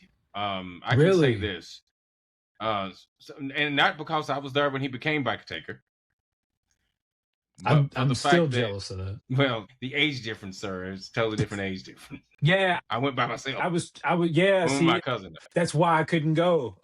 Yeah, like my mom, I was before I was able to like be going to wrestling shows. I think I started going like maybe no, I take it. My brother took me Yeah, 99 SmackDown. So I had nobody to take me to Judgment Day. And then maybe like a year or 2 years, it was middle school that I was able to just go to wrestling shows on my own. remember Because myself. no Yeah, my mom wasn't gonna go watch Freedom Hall 2 hour wrestling show. I mean, this is what yeah. That was, and remember that main event was Undertaker. I mean, Triple H versus Rock in an yes. Iron Man match. It was kind of long With Shawn Michaels as special guest referee, with Shawn man. Michaels. Oh Who did my short god. Shawn? Yes. Yes, but I mean, I'm so envious of that. And then another thing I didn't get to see, Shawn Michaels and Taker at In Your House at Louisville Garden. And it's just like greatest. That's one of the greatest in your house cards ever. I got a friend that got to And see that. see, I mean, it was a good one. I didn't make it to that one either, so I understand. But Mm. I saw the wrestlers that they were leaving. I was a gooner. I was outside. It's I was funny you say outside. that. Funny you say Gooner. I met Midian back at a SmackDown show. Oh, cool. My aunt took me to go see it, and he was driving into the parking lot. She jumped in front of the car and made him get out and give me an autograph. Now there you go. Do you still have That that autograph today? Oh, dude, I had it like regular journal paper that he's. I've lost all my wrestling autographs as well. I don't know if you remember when Lisa Marie Vaughn, also known as Victoria Yeah, yeah, yeah. Terra, whatever, when she opened her shop down on Preston Highway. Oh, you said you went to it, didn't you? Yeah, and I went on opening day because she had wrestlers there. It was her. It was JTG, Mm, Chad Gaspard, rest in peace, Chad. Luke mm. Gallows when he was Festus, and Jesse when he was Jesse, and of course her herself. She was there. So yeah, No Cena. no Cena. See, we couldn't see him. What do you mean? He was that Cena by then. So Oh, he okay. was you So can't it's see me long. It's Cena. long after they dated. Yeah, yeah. He was you can't see me Cena by then. So he was probably banging Mickey at Oh that god. stage of his life. You know. And that's one thing. Now, this is what I'm going to say. A lot of people say that Mickey doesn't get the credit she deserves because of Michelle McCool and everybody else. I think Cena has buried Mickey James so much within the company that she will never be a Hall of Famer in the WWE. Don't think she'll ever be one. No, not unless Cena Wow. forgives her. I'm going to put it Well, like this. I think he's had to because he's done did. He's worked with Nick Aldis. That don't mean he got to forgive her. That don't mean he can say Nick needs a job. They got a kid to feed. They can't just go off of Mickey's hardcore country. They can't feed that kid off. I think it sold some records. It paid I some went to the bills. concert. Oh, did you really? I went to a concert. Was She it a nice had the turnout? concert. It was a good turnout. I mean, it Okay. was it was country music. It was country music at Jim Porter's. On Now, a did Sunday people that come on a out Saturday. were they mostly wrestling fans or was it really There was a like few of us.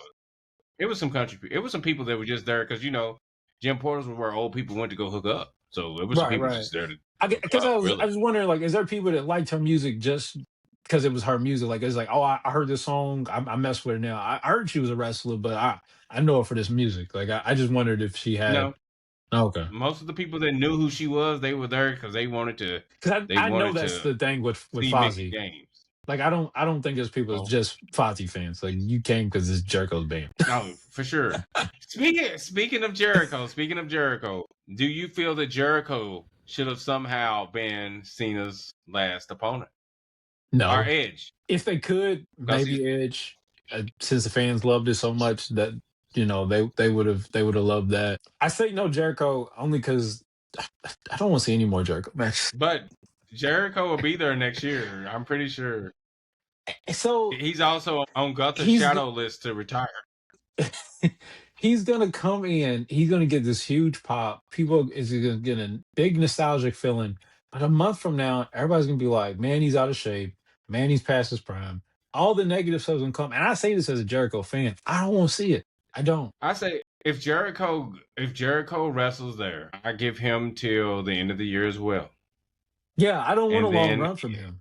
I don't. and then after that he can just go on be an ambassador with Cena. I think Triple H is trying to collect all his Infinity Stones so he can have ambassadors But for also, I to do feel like that would be so. I don't. I feel like it's so weak at Jericho if he did do that because you've been loyal to Tony. I also feel like he's not loyal to anybody. His whole career is I'm here for Vince. I'll never wrestle anywhere. Then go to Japan. Well, they not competing with WWE, and I'm just here every once in a while. And then you show up at AEW. Wait a minute. You said you was never doing this. You've been, and then it was like I'm gonna do the rest of my career at AEW. All of a sudden now he's dropping these little hints and oh, TNA's been so good lately. They look number 10. All right, man, dude. I can't trust anything you say. Well, I haven't ever since you had Donald Trump's son on your show, but now it's official. I can't trust anything you say, even when it regards to wrestling. I can't trust you. I mean, I don't know why Donald Trump's son he made you feel that way. His wife was part of the January 6th attacks. She went to jail. I didn't know that part. I didn't know she went to jail. I knew she was I there, but mean, I didn't know. she's Jericho's a villain. What do you I mean remember he's that part was of the like art? a huge. That used to be like a popular tweet. Like people would be like in his comments, "Where was your wife January 6th?" I mean, Yeah, what? you know where she was. She was at the Capitol. You know, Oh God. Have you he seen I definitely think I've is a. asked you this before. Have you seen his wife's Twitter? No, I haven't. And I haven't seen it lately. I haven't seen it in years, but like around 2020 time, it was like nothing but retweets of Trump or about Trump. Like she's a MAGA person, but not like your everyday like person at work MAGA person. She's like borderline QAnon. I can see that. Like she's like she's not good. Like it's an unhealthy obsession. Like it's and that was She's a then. Maybe villain. she's better now. I don't know. I doubt it. But I yeah. don't think so. I don't think so. You know, remember she's one of the Jericho's one of the good immigrants because he's from a country that he doesn't call as a shithole. You know, so there you Oh go. yeah. Well, He's a Trump Canadian. doesn't. He didn't like Canada either. He wants to Neither remember. does Jericho. Does he say that? I know he's a Florida guy. He's He's a a. Florida guy. I think. I mean, I think the only Canadian that he might deport might be Bret Hart because Bret loves Canada. There's a short list of things that Brett actually loves. And Canada's one of them. Snow, Canada, hockey, but not Bill Goldberg. Not Bill Goldberg. He I ended just his career. He gave him a I concussion. I hope Bret Hart finds peace in 2026. I hope that. I hope he just comes to like, dude, I've done enough. It didn't end the way I wanted. I had a great career. I did get to come back and reconcile. Maybe I should let go of this weird feud with the company that always still treats me with love and gives me awards. Why don't I just let go of all the negative things I say about This is what they would have to do, and I truly feel to make Bret Hart. First of all, say that Bret Hart is the best there is, the best there was, and the best there ever will be. they do That on his he is on the his wrestling no, no, bio no, page. no. That he is the true greatest of all time. He is the GOAT. That he is the never seen 17 Oh best there my is, best there god. was, best there ever will be, and that he becomes the head booker of WWE because Triple H has always been a piece of shit and never good in the ring. So that's the only, and they have to say these things before they give him this title because he will not accept it any other way. And then you might see a smile from Bret. Just gave him a made up Hall of Fame award plaque thing that they Him and just Austin. made. That just made up. Him just yes, they just made it. No, they hold on. No, they didn't. They did not make it up. They did it to replace the Warrior Award because Is it? they They fired fired Dana her. Warrior. Didn't they fire her a few years Yeah, ago? and that's when they were like, well, we need something to replace it. Oh, so Let's just make it. they hadn't had nothing in his place for a minute. Okay. Yeah, so they need to replace because they I'm pretty sure they're tired of giving little kids with cancer awards. So that's kind of depressing. They gave it to Shad one year, didn't they? Yeah. They gave it to Chad. He got the Hero Award. The Warrior, he got the Warrior Award that year. And that was after But she got fired, right? no, that was before.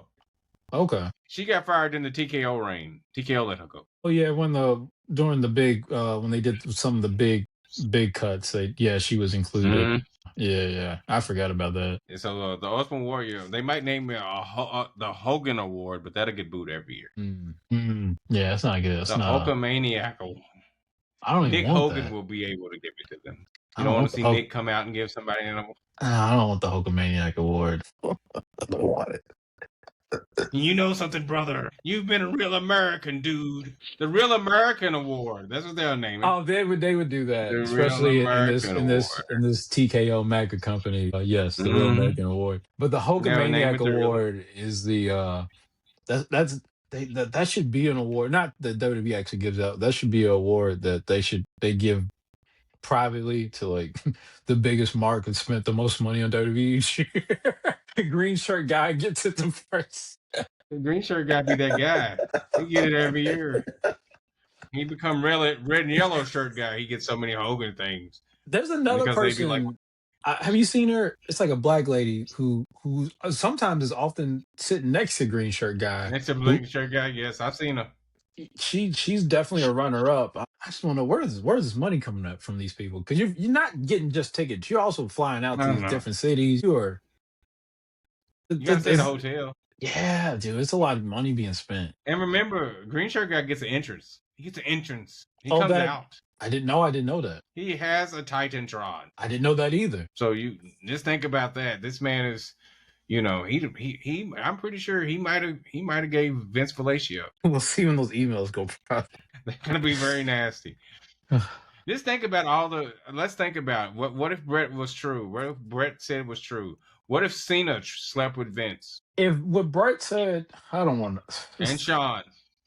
If what Bret said about them was true, then John would have had to I don't want to ruin this John Cena episode with that. I'm gonna All we recant have my to comments. I'm gonna recant them. all I'm gonna say is Vince saw him. He saw all of it. But I don't, and I could be wrong. I don't think. I want to say that I want to believe. I'll say that I want to believe that Vince didn't do anything um homosexual did he with like any wrestler. But I do on that sense. I do think Vince's thing is threesomes? he does. God, who knows? Maybe, but I want to say that he does have a weird obsession with a guy being a man's man, like a guy that can Yeah. get women, that can like he does have that, which is why one of my favorite guys. I feel, and this is a personal opinion. I think he looked down on John Morrison ever since that Batista stuff, whether if it Oh, was because true or we yeah. not.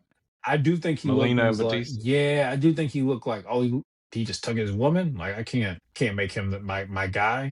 I really even if it's not, I don't know if it's true or not, but I do believe that. I really like firmly believe like that like tarnish his image in his eyes. I feel like that's a guy that's underrated. But that's another guy that I think got buried by Cena, and not just not Vince for being not tough enough to beat up Dave. But if he wanted somebody to beat up Dave, he would have just called Booker.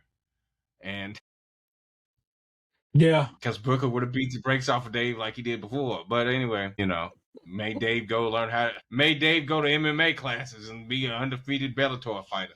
Shout out Booker T. But I mean, that's just how it is. But that's another guy. I think speaking of corporate people, that's another corporate man. I think Booker T is a very corporate dude. Oh man, I wish he knew that the reasons that we loved him in the '90s, early 2000s is the exact opposite of what he is now. Like what he has Can you become dig it, now, sucker? and everything he does with reality wrestling, great. But just when he gets on that podcast and he gets on them interviews, and it's like, oh my god. I feel like now this is what I'm going to say about Booker T. I feel like he shoots and he advocates for the melanated wrestlers in real life. Like I think he's there for them, whether it's the Obafemis, the Javon Evans, the Roxy's. Hmm. She's Mexican, but she's melanated. And I didn't know the that. the Kiana James, the Kiana James, because I love Kiana James. That's the future of women's wrestling to me, anyway. You you But you you posted a know, lot in our group chats. and that's the reason. And nobody says anything, but y'all gonna see that Kiana James is gonna be somebody. God damn it! I I think shoot for my sisters. is she though?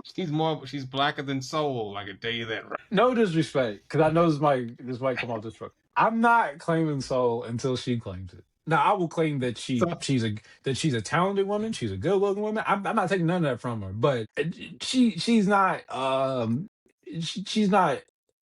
I'm not going to deny that she's not I'm not going to say she's not black. I'm not saying that, but like how people like that sister or like she's not that until she claims that, because you do know like there is some biracial people that don't that happens. claim it. Yeah. So Oh, I like know. so I'm not like I just feel like it's very performative when people do all that African sister, like let's time calm it down, because I don't.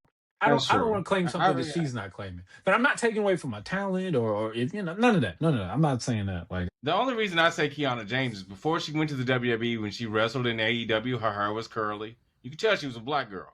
okay, When she went to the WWE, her hair was straight and everything. But when she posts her sister, she posts her mama and her daddy. One is black, one is white. okay. So again, So I haven't seen none of that. So I didn't know. And I don't follow her much to know all that. So okay, that's cool. so with Kiana, it's a little different now. When it comes to Soul posts a lot of herself. Like I seen her daddy once or twice, but Soul posts a lot of Soul. I So watched a you video of really her just dad, gonna by the way, because I did do some homework on So, and I watched a video of him, and he was playing guitar. that, and then I do remember a video of him like criticizing people eating peanut butter. He's like, if your peanut butter doesn't look like this, it's not real peanut butter. Which, He is that guy. yeah, and I was like, he's right, but f you, because I've been eating fake peanut butter all my life, and I'm not changing. I'm not gonna go get no organic peanut butter that's runny and then I got to put in the freezer I have before I tried. eat it. because like there is part of me that does like want to eat better, and like when I Yeah, started hearing about peanut butter, and I was like, all right, let me get some real peanut butter. And then I got it, and I was like, what is this liquid? Is this right? And they're like, oh, that's how it's supposed to look. No, I'm good. that's supposed to look. I have some in the refrigerator. I have some in the fridge right now. I mean, since I don't eat peanut butter unless it's in oatmeal and some whey protein, it really really matter. It's just for texture and a little bit of the taste. I am So I it's am not in my a big 30s, and deal. I still love me a good old peanut butter and jelly sandwich. I don't like peanut butter and jelly sandwiches. Never have. Never Oh have. man, oh, that hit the spot, man. I know I'm odd. I'm odd like that, but I know some people that do. I'm just like, I can't do it. I don't like I feel jelly. if I just got introduced to it now, I'm like, what is this? But I've been eating this since I was small. I'm My used to it. grandmother, my grandmother, my great grandmother, not my grandmother, but my great grandmother used to be like, "You want some peanut butter and jelly, baby?" And she'd make it. I'd be like, "I just have a bologna sandwich instead. I'm okay. I'm good." And not even a sandwich because I didn't start eating white bread till I was like 25. So Oh really? it's just some bologna. That's all I ate was some bologna, just some grilled bologna. That was it. So you always eating like just like wheat bread? No, I didn't eat bread. I didn't like Oh, at all? Oh, the te- the texture of bread. The texture of bread as a child threw me off. I don't know. I should be eating meat like an animal and vegetables. So just meat and vegetables I ate when I was younger. okay. Bread became a later thing. Like So rice did you threw do me off. I'm like, burgers? why is this? Yes, but it would only have it would have to, and it wouldn't even be a cheeseburger. It had to be like a plain burger, Oh, I'm and then I'm I a could I'm eat a plain around burger person too. plain Okay, burger. so did you see buns different than bread? Like some Buns had a different texture. The texture of Yeah, white yeah, bread and bread in yeah. general, like it just kind of threw me off. I'm like, this texture's not okay. I can Is feel this that. real? Like the texture of rice until I became an adult threw me off too. What Really? is this? So rice to me looks like maggots. So I was like, I can't do Dude, you this. better ruin rice for me because I never looked at it like that, and I can totally see it. I don't like that. I don't like. I'm and, sorry. and, and I'm a big rice aroni person. Like I like the chicken flavor, so it's yellow, and so I definitely in my head I can see. Yeah. Oh So I man, had a maggot scare as a kid. Yeah. So because so there was a rock. you could direct the Threw me episode off. of Goosebumps just with that idea. Fear factor. Eat this Oh rice. man, It's maggots. And then you oh scared to my death. god, Joe Rogan's sitting there smiling, looking at you eating a bowl of maggots. Maggots and compound chicken. That's what you eat. God, you know what? I'd rather starve. You have it. Oh It's my on god. you, brother. But yeah, this is, if we could discuss it. But back to but let's just finish this stuff about John Yeah, Cena. yeah. So John Cena, he is I truly believe he is the poster boy. I'm not the Undertaker's not the poster boy. I feel like And the that's what I Undertaker's the meant poster by boy. greatest, like greatest, like he is like, the most successful, the most loyal. He is like that guy. Like not even Rock and Austin top him in that spot. And so for what WWE wants, like when they do their tough enough and they make people cut promos and stuff, what they inspire to is I think the benchmark, the gold standard for what they want in a WWE John Cena. superstar is John Cena. I truly believe that. I Now I will think say Taker is this. the I best think character in WWE ever. I will say that. best character, best enforcer, and like I said, I think he would unalive his whole family Oh for yeah. the WWE because that would be best for business. He would like I said he would put 45 in Michelle's mouth, hold her head back, and say, "This is best for business." And then we see Michelle's brains slatter all over the 6 feet under set, which some people might like Oh god. because they But hate I Michelle. see Cena and Taker the same in that regard. Just like how like when we talk about like people with egos and stuff, like we talk about like how Hogan or Michaels it was always about protecting them. When you hear But stories them, yeah, about Taker and Cena, like with Taker, it's it's like not that him simple. being this weird judge of what other people are doing in wrestlers court. And Cena, it's him Mm, bullying the Nexus guys because they didn't get spots right or something. Like it was never them worried about their spot. Neither of them, like they were that's always true. confident in their spot. Like That's true. even if Taker wasn't even in the main event, like he knew he was Taker. He was so worried Oh about yeah, he what was you on. did in wrestlers court. Yeah, He was worried if you was the one that left trash out. Like they it's like they had this where they love Vince, they love the company, and they had this frat spot backstage where like this is our fraternity and I run it. And it's weird, but hey, I mean, I agree with you. I agree with you. I think there's some strange cats. Because I think if I was Just Taker or Cena, I'd be so busy, happy, like enjoying the run on top that the rest of that stuff, I wouldn't even care. Like, what? for Cena, I can understand because by the time Cena became the man and became a wrestler in general and took it seriously, there was nothing else around other than TNA was an upstart company. NWA was had its ragamuffin, you know, territories left that they were still running those shows. The WWE was the only thing there was. But with Undertaker, he was around near the end of the territory days. He was wrestling. I think I You know, he understand has a, Undertaker's connection more than Cena's. Even though you said there was nothing left with Taker, though, I feel like he got a connection with Vince because he didn't make it in WCW, and Vince gave him that chance, and I feel like he's forever grateful yeah, for it. So it's like whatever you say, I'm yeah, down with that's you. But with Cena, it's just kind of I love this place, so to keep this place running, if anything's against this place, then they're the enemy. Like I think that's how he just I just bought into this idea. Like I'm with it. Like I don't even wrestling's cool, but that I love WWE. Like that's it's like WWE. I want to be a I want to be a superstar, not a wrestler.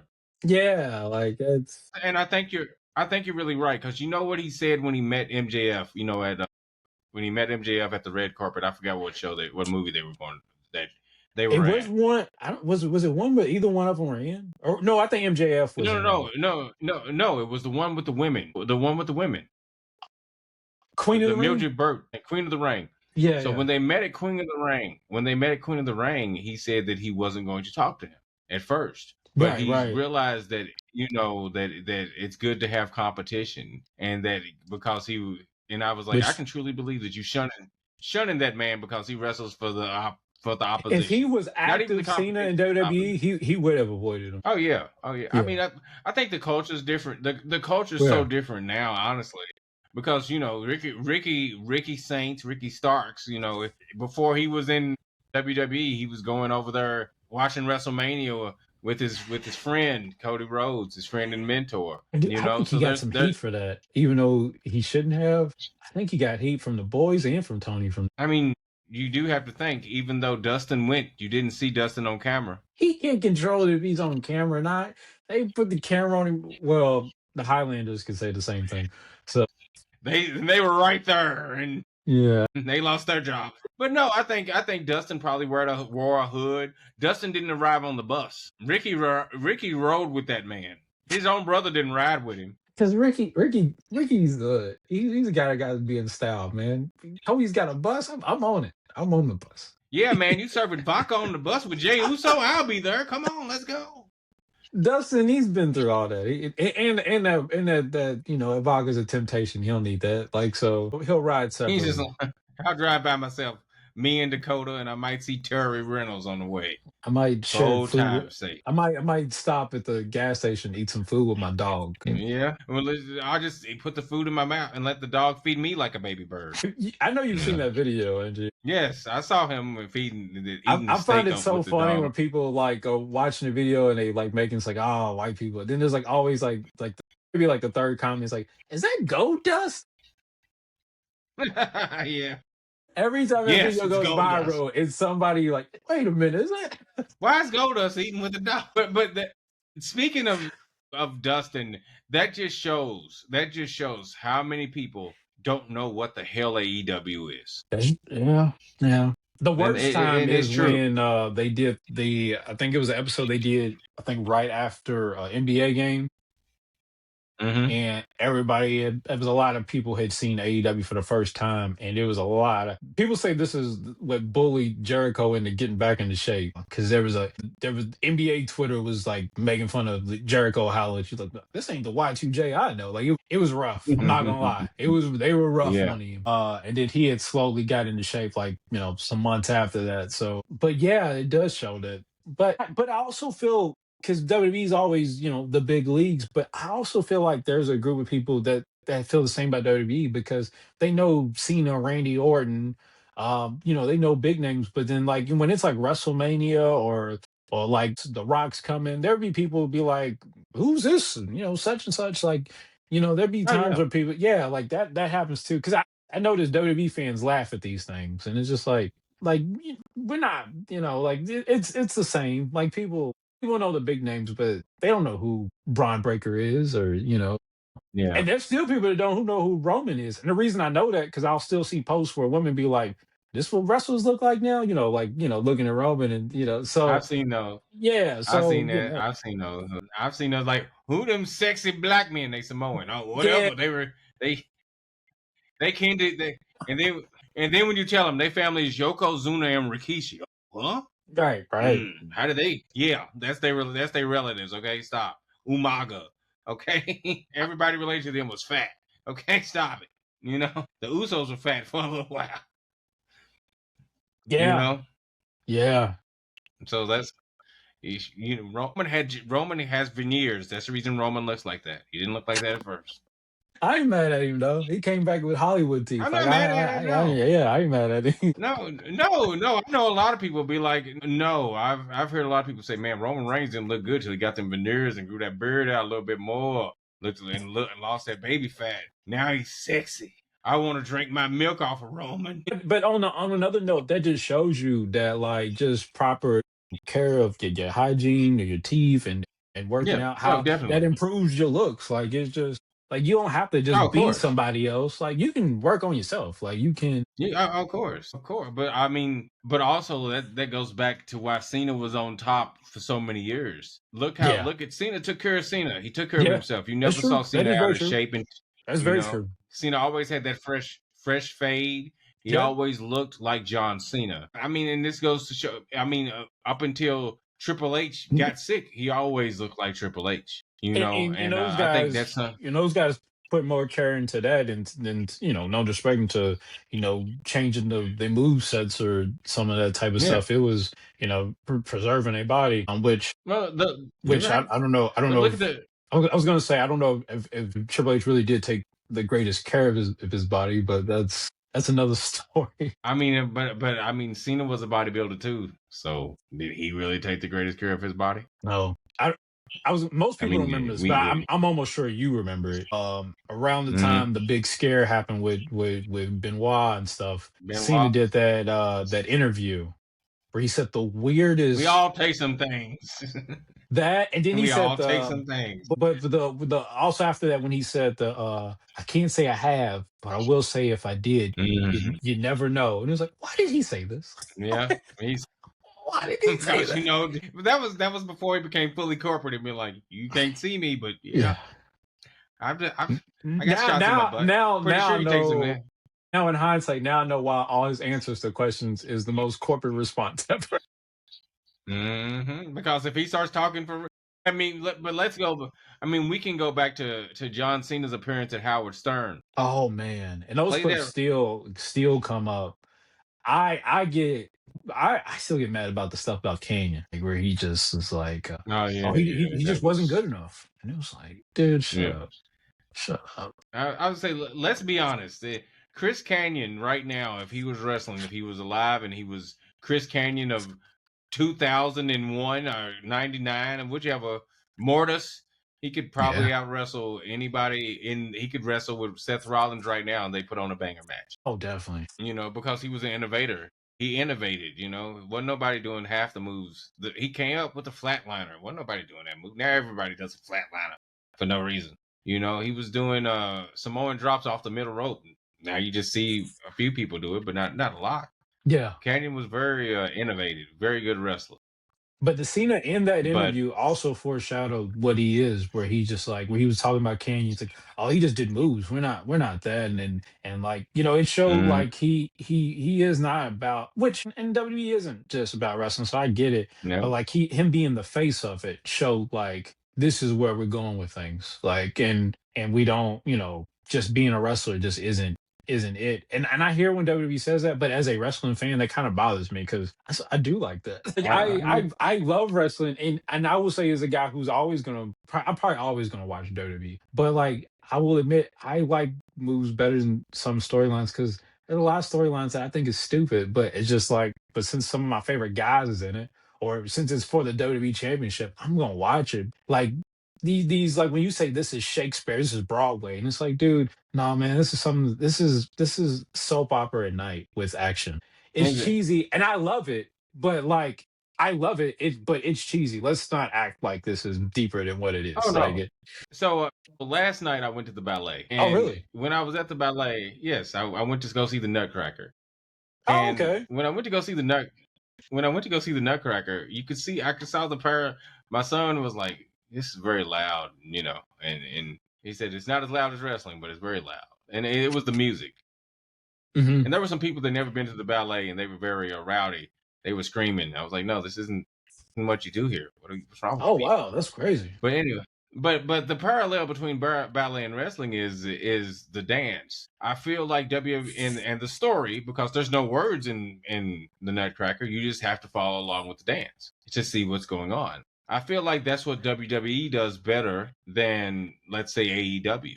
But I feel like it's wrestling's evolution, and the wrestler that revolutionized it the most. I want to say, to a style that we're accustomed to when we talk about AEW and talk about a good wrestling match, like a Dave Meltzer 5-star match. AJ Styles is the man that made that mainstream in America. Yeah, yeah, yeah. But at the same time, he was running parallel with the man that told stories, John Cena, And the crazy thing is they just in the love two each totally other. different companies. Mm-hmm. And it weird that they just. So yeah, And I was yeah, bothered by that a little bit because AJ he'll always do an interview bigging up John, and like I was like, man, I don't never see yeah. John talk about you. I don't like this. But then now I see John do it, and it's like, okay, I respect it now. Like Mm-hmm. I said the same thing about Enzo and his girl. Like I just don't like one sided relationships. Yeah, I just don't. I don't You call that poor girl out. He don't even claim you. Why are you posting him? because her social media is all wrapped around being It's his all girl, about Unzo. and it's just like But nobody watched her. I think it's a form of revenue for her. I think, honestly, look at her oh yeah, views. Look at her views, and all her views are just her posting Eric. This is just Eric to me. Enzo Amare. We're one. But she gets money, yeah. and she's also out there hustling, setting up booths for him, I was about to putting say, I bet T-shirts she out for does work him. for him. I bet she does. Like, I bet she really like, like that saying behind every good man's a good woman. Like, I bet she really And the does. Like, oh, woman, you gotta sleep tonight because you got a flight at 8 in the morning. You gotta. mm, Like, I bet she really does yeah, take care of him because she has nothing else to do. she's over here. She's over here cooking for him. Speaking of good women, I'm pretty sure I think John Cena's wife is the reason John Cena retired. I definitely can see More that. so than The Rock. I think she was like, bro, you too busy be wearing these jorts running around in here with these colorful socks on and these dumbass t-shirts. I love that he I'm kept a the grown jorts. I'm a He grown switched to. He kept the jorts, but he switched to these weird dad shoes. he has the orthopedic sneakers. Yeah, it was just like And it's okay. my feet can't take it. It's a if he can't take it, and he got the Cena socks on. And when he became babyface, he even changed his knee pads to blue. They're probably thicker. Yeah, I bet they are thick. But so I was thinking, oh, he's just getting ready for retirement. But are you disappointed that he did not drop his jorts and leave in his No, I underwear? was gonna send you a video and I decided not to, but it was a comedy video. Somebody it said that one fan where it was like when he was taking off his stuff and it was like a person acting as a fan. Hmm. He's like, "Take off the jorts. We want you to take them off." It was like what? Somebody said that you could hear I, somebody say that. I didn't go back and yeah, listen, but apparently they I said didn't you could either. hear somebody say take the jorts off. I don't know. Praying for that man. No, I and hope I'm I glad hope he. I'm glad he didn't. I'm glad he didn't. He took enough off. I mean, he left the tennis shoes. If he would have took the socks off, I'd been like, your feet are dirty. Stop it. oh But yeah. I don't know. I don't know. But I'm glad he didn't take the jorts. If he would have taken the jorts off, I wouldn't have been like, okay, that's He might nasty. have We had like did see some John wrestling Cena. trunks under it or something, He might Yeah. have yeah. If he took the trunks off, then this becomes porn, and we I don't mean, want that. hell, he was naked on Peacemaker though. And he was naked on the what award show was that when he walked around? He was covering up his Oh, with he the did, yes. Oscars. He was naked on the Oscars. Yeah. What was that supposed to be a parody of? I don't even remember. Wasn't it supposed to be I like a don't know. parody of a I don't know either. I don't know. Yeah. One of the movies that he did. But I Yeah. mean, I can't say this. I'm going to say this about Cena's movies. He took more of a chance than The Rock did at the beginning, and because Cena didn't care if it made fun of him having muscles, he let that happen. Rock did You know, if one it made thing where it wasn't as big a risk as Cena, but he did. Didn't he play like a gay guy or something and be cool?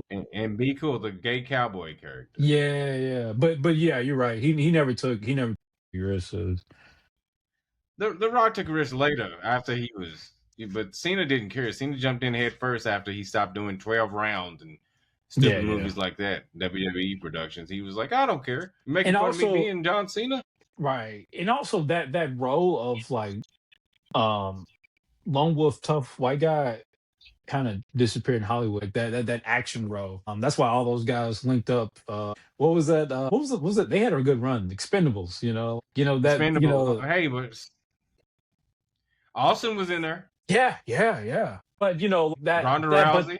but that wouldn't have been a big hit like in the comedy sense of if that type of role didn't disappear. That's true. It's like, yeah, like that built that need to have all those guys put together like that. I mean, and if that role still existed, they could have linked up. Then this would have been a totally serious movie. It wouldn't have been an action comedy. It would have been just straight up action. But then also, that's too many Yeah. egos. I don't think all those guys would have agreed to do a No, totally serious movie. Right, yeah. but it's kind of like the WWE. I want to ask you this: do you feel that Cena felt threatened by David Otunga? Man, I don't. But think, I think, like I said, like it's like an Undertaker thing. I think he was really like so caught up in things where he's like, I'm gonna show these guys the way, and then maybe he just got aggressive with how he was showing them the way. Where it's like, I'm tired of you guys messing up this spot or doing this or that. I think in the beginning maybe he was trying to I guess take them under his wing as proteges while they were doing this program with him. And then I think like he Okay. was showing them tough love. And then maybe at certain points he was just getting frustrated with them. Although I do think there's certain members of that clique that he just did not like. And I don't think Otunga was the top one. I think Michael Tarver was the one that he really didn't like. Tarver and Wade. I think he felt Wade might have been a threat. He may have felt Wade that isn't a. way. And honestly, I feel like this, and I'm going to say this: if there's anything that could have rivaled the NWO, it could have been the Nexus, It could have been. Yeah, it could have been. I think if I and just wish he they would killed have it. had clear direction with them. But yeah, things were set up for big for Nexus. We all talk about when Wade came in and they beat up Undertaker in that Buried Alive match, and then just went nowhere. Mm-hmm. I will say you know what? I do feel like he had to be felt threatened in some sort of way because, and I hate to talk bad about him in this episode, but that weird SummerSlam decision where he did change the ending and beat Nexus when they didn't need that at all. And When Edge and Jericho like, yeah, I think both, they should go yeah, over. yeah, said they should go over, and he was like, nah. And it seemed, and then Cena's always, man, you got me saying so many negative things about Cena. And I didn't want to on this, but Cena always paints this picture that like, oh, I just do whatever they tell me. I never go in try to book things. But like that was very clear that you changed the ending that people had, and you had enough power to change that. It didn't work for him, brother. Yeah, he did the Sting thing where they had planned for him to win, and then he had a sudden change of heart. Tarver's not tan enough for me, brother. What? He's black. God, man. He's not But tan enough. yeah, but it I wasn't think just Nexus though. He seemed like he had a weird thing with Chris Masters. You somehow rubbed him the wrong way, and then I don't know. Lord knows what happened to Alex Riley. I don't know what happened with that man. I think He ain't been Alex the same Riley could have since. been. Alex Riley was probably set to be his rival, his real rival, like rival in babyface. They Yeah, weren't going to be on the same show, but he was going to be a babyface. And Cena's like, oh no, you can't be a babyface. If I'm the face of the company, you can't be face number two. I know Randy's a bad boy. Randy's going to do something messed up. Randy could be there. Dave's older than me. Dave's old. Dave ain't gonna yeah. be here forever. But you younger than I am. Yeah, you're a handsome dude. I can't have you being there like Him that, playing man. politics You gotta go. that messed with his. Seemed like it messed with his mental health, man. He ain't been the same since. I think it did. But I'm gonna say this, and this is the last not kind thing I'm gonna say about Cena. The only one I think that's always gonna haunt Cena is that he didn't put over Bray before and sooner, and Bray never got to truly reap the rewards of beating Cena because Bray died. Although I'm gonna ask you a question. Did Bray beat Cena at Mania 2020? Yes, the Fiend Does that count? beat John Or Cena. Or does No, it? I mean, I get it counts, but to me, no, no. I do love that, by the He, way. I do love the. I mean, the Firefly Funhouse match. That was a highlight of that WrestleMania for me. I like that, even though I know a lot of people hate it. Cena became Hulk Hogan like 3 times in that match. He became Hogan when he was in the cage. Oh, it's He even was it was funnier Hogan and knowing that Savage. Cena actually wrote most of that. Wrote that, yeah, yeah. You know, then he became Hollywood Hogan. I was like, okay, stop, John, stop it, brother. And then there was the pin, and then Cena blooped out like he just disappeared in there, and it was just Bray. I guess it counts if the Boneyard match counts, and as the I'm gonna count Undertaker's the last match. Boneyard match because I'm counting because it was a main event for AJ Styles. So I'm counting it. At least it was a pin, and AJ didn't disappear. AJ got pinned. It wasn't a bloop. Oh Bloop. yeah, he pinned him and It then wasn't that. disappeared. That was I mean, and then we didn't see Cena for like a year. yeah, yeah. But to me, I feel like when he wrestled cult leader Bray Wyatt, he should have lost. Should have Yeah. lost. He should I have, also feel the or they shouldn't have put them together at Mania. Same with him and Taker. Like there was no reason for Taker to be Bray. yes. Yeah, and I was gonna bring up Taker too. I was gonna bring up the two boys. They should have lost to Bray. I think they both Bray's untimely passing. Obviously, I think Bray would be like one of the top guys right now. Obviously, Yeah, if he wouldn't have passed away. But I think if they would have just did it before he had to become the Fiend and wear the mask, and I enjoyed the Fiend character very much. So I know you do. You have the mask, have it. I but enjoy. I just feel like I have a thing about overpowered characters because it's like if another can beat it. Where do we go with this one? And it seemed to be obvious that they didn't know where to go. no, because if he can't be destroyed, And then their idea, their answer to that was just let's just make it more wackier. Fiend has a friend, Alexa Bliss, and then Fiend has an arch nemesis character that we don't know who he is, and it, it's just, like Bray is you know what? creative. Don't get me wrong, but every idea ain't a Yeah. good idea. You know what I felt like? I thought it was going to go to. I thought that if they remove the mask, you could beat him. Like remove the mask, he has no I power. like I like that. Now I do like that. The Um, mask is the power. That's what I if you thought. yeah, if But you can then get the they mask never off, turned into that. because that's good wrestling logic too. You can beat him. Yeah, that's yeah. Just Yeah. the powers in the mask. Yeah. Once you can get that off, and yeah, Mhm. they pretty Yeah. much kind of If did the you can same beat later you, with Kane when he was corporate Kane. we can't. Yeah, yeah. Yeah. And then it was like, oh no, he got the mask on. He's gonna kill us now. You know what corporate Kane reminded me of? Commissioner What? Slaughter. Glenn Jacobs? Well, Yes. Oh God, yes. I like because I know a lot of people didn't like it, but I liked corporate Kane better than some of the other Kanes we have been getting for the past 5 years. I feel like if that corporate Kane, I think he should have just been Glenn. Yeah, I mean But that's fine. that's what he is now. Because it didn't make sense. It didn't make sense in the context of that he just gave the mask to Stephanie and then came out in a suit next week. Yeah, that part. Yeah, that part didn't make sense. But that's wrestling. Sometimes it's not how we got there. It's just we got there. But Like, it how do we also get to didn't make Rock sense and of how. Austin? Like, I love the match, but did I need Deborah as Rock's manager? No, I didn't need that. No. But also, how did we get to the other? How did we get to that I feel that's like closest to Kane is how did we get to Cowboy Kick-Ass Bradshaw to JBL? You know what? That was definitely stupid as well because the character really it made no sense because he was being Cowboy Bradshaw, and then Paul Heyman's like, you got this book, you're a Mhm. success story in Wall Street. It's almost like, am I didn't know that. Like, what? It's stupid. Who wrote the book? I got money at home. I didn't know I had money. It was so I thought this is stupid. all I did. And then, like, And ever then since splitting up, then he just immediately just morphed into JBL. And it's like, well, what? yeah, You was already doing this. Like, yeah. I was like, you've been JBL. You probably helped Ron. Ron, you need help with stocks, Ron? I got you. probably, You want to retire, don't you, Ron? he probably, Damn, I do want to retire. Yeah, so it didn't make sense. So I feel like that and Corporate Kane, I think they should have been the tag team. They could have been beer money without the beer. Oh, it could have. Yeah, yeah. No, no. Yeah, team of Kane and JBL. Like that would have Kane without the gimmick restrictions. Oh man, just a big dude. Yeah, Just yeah, yeah. No, that definitely would have just been. just a big dude who politics, and a big dude and another big dude that just has a lot of money in Wall Street. He's in They politics probably too. hang out and talk about that shit now.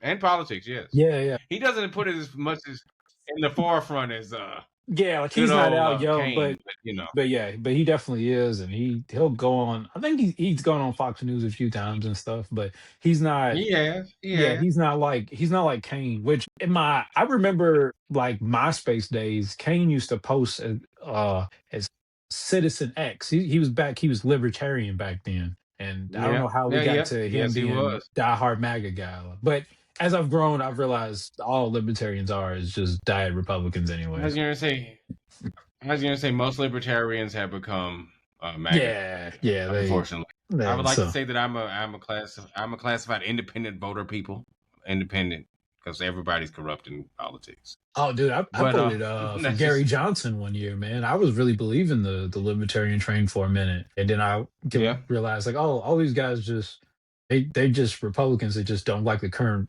public Republican administration. Like I really thought there was a third Hmm. option. No, no, but I've been No, fooled. the only person I feel that was ever a third option is that crazy Jesse the Body Ventura.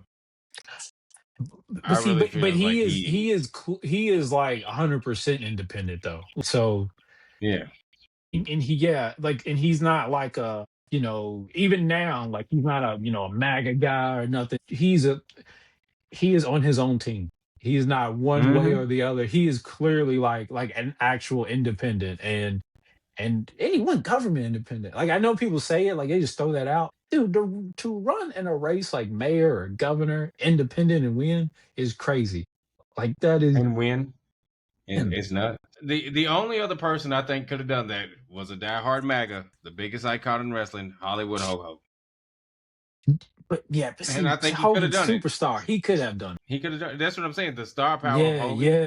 and the way that he can get a crowd, like he can pull it. He could have pulled in a crowd.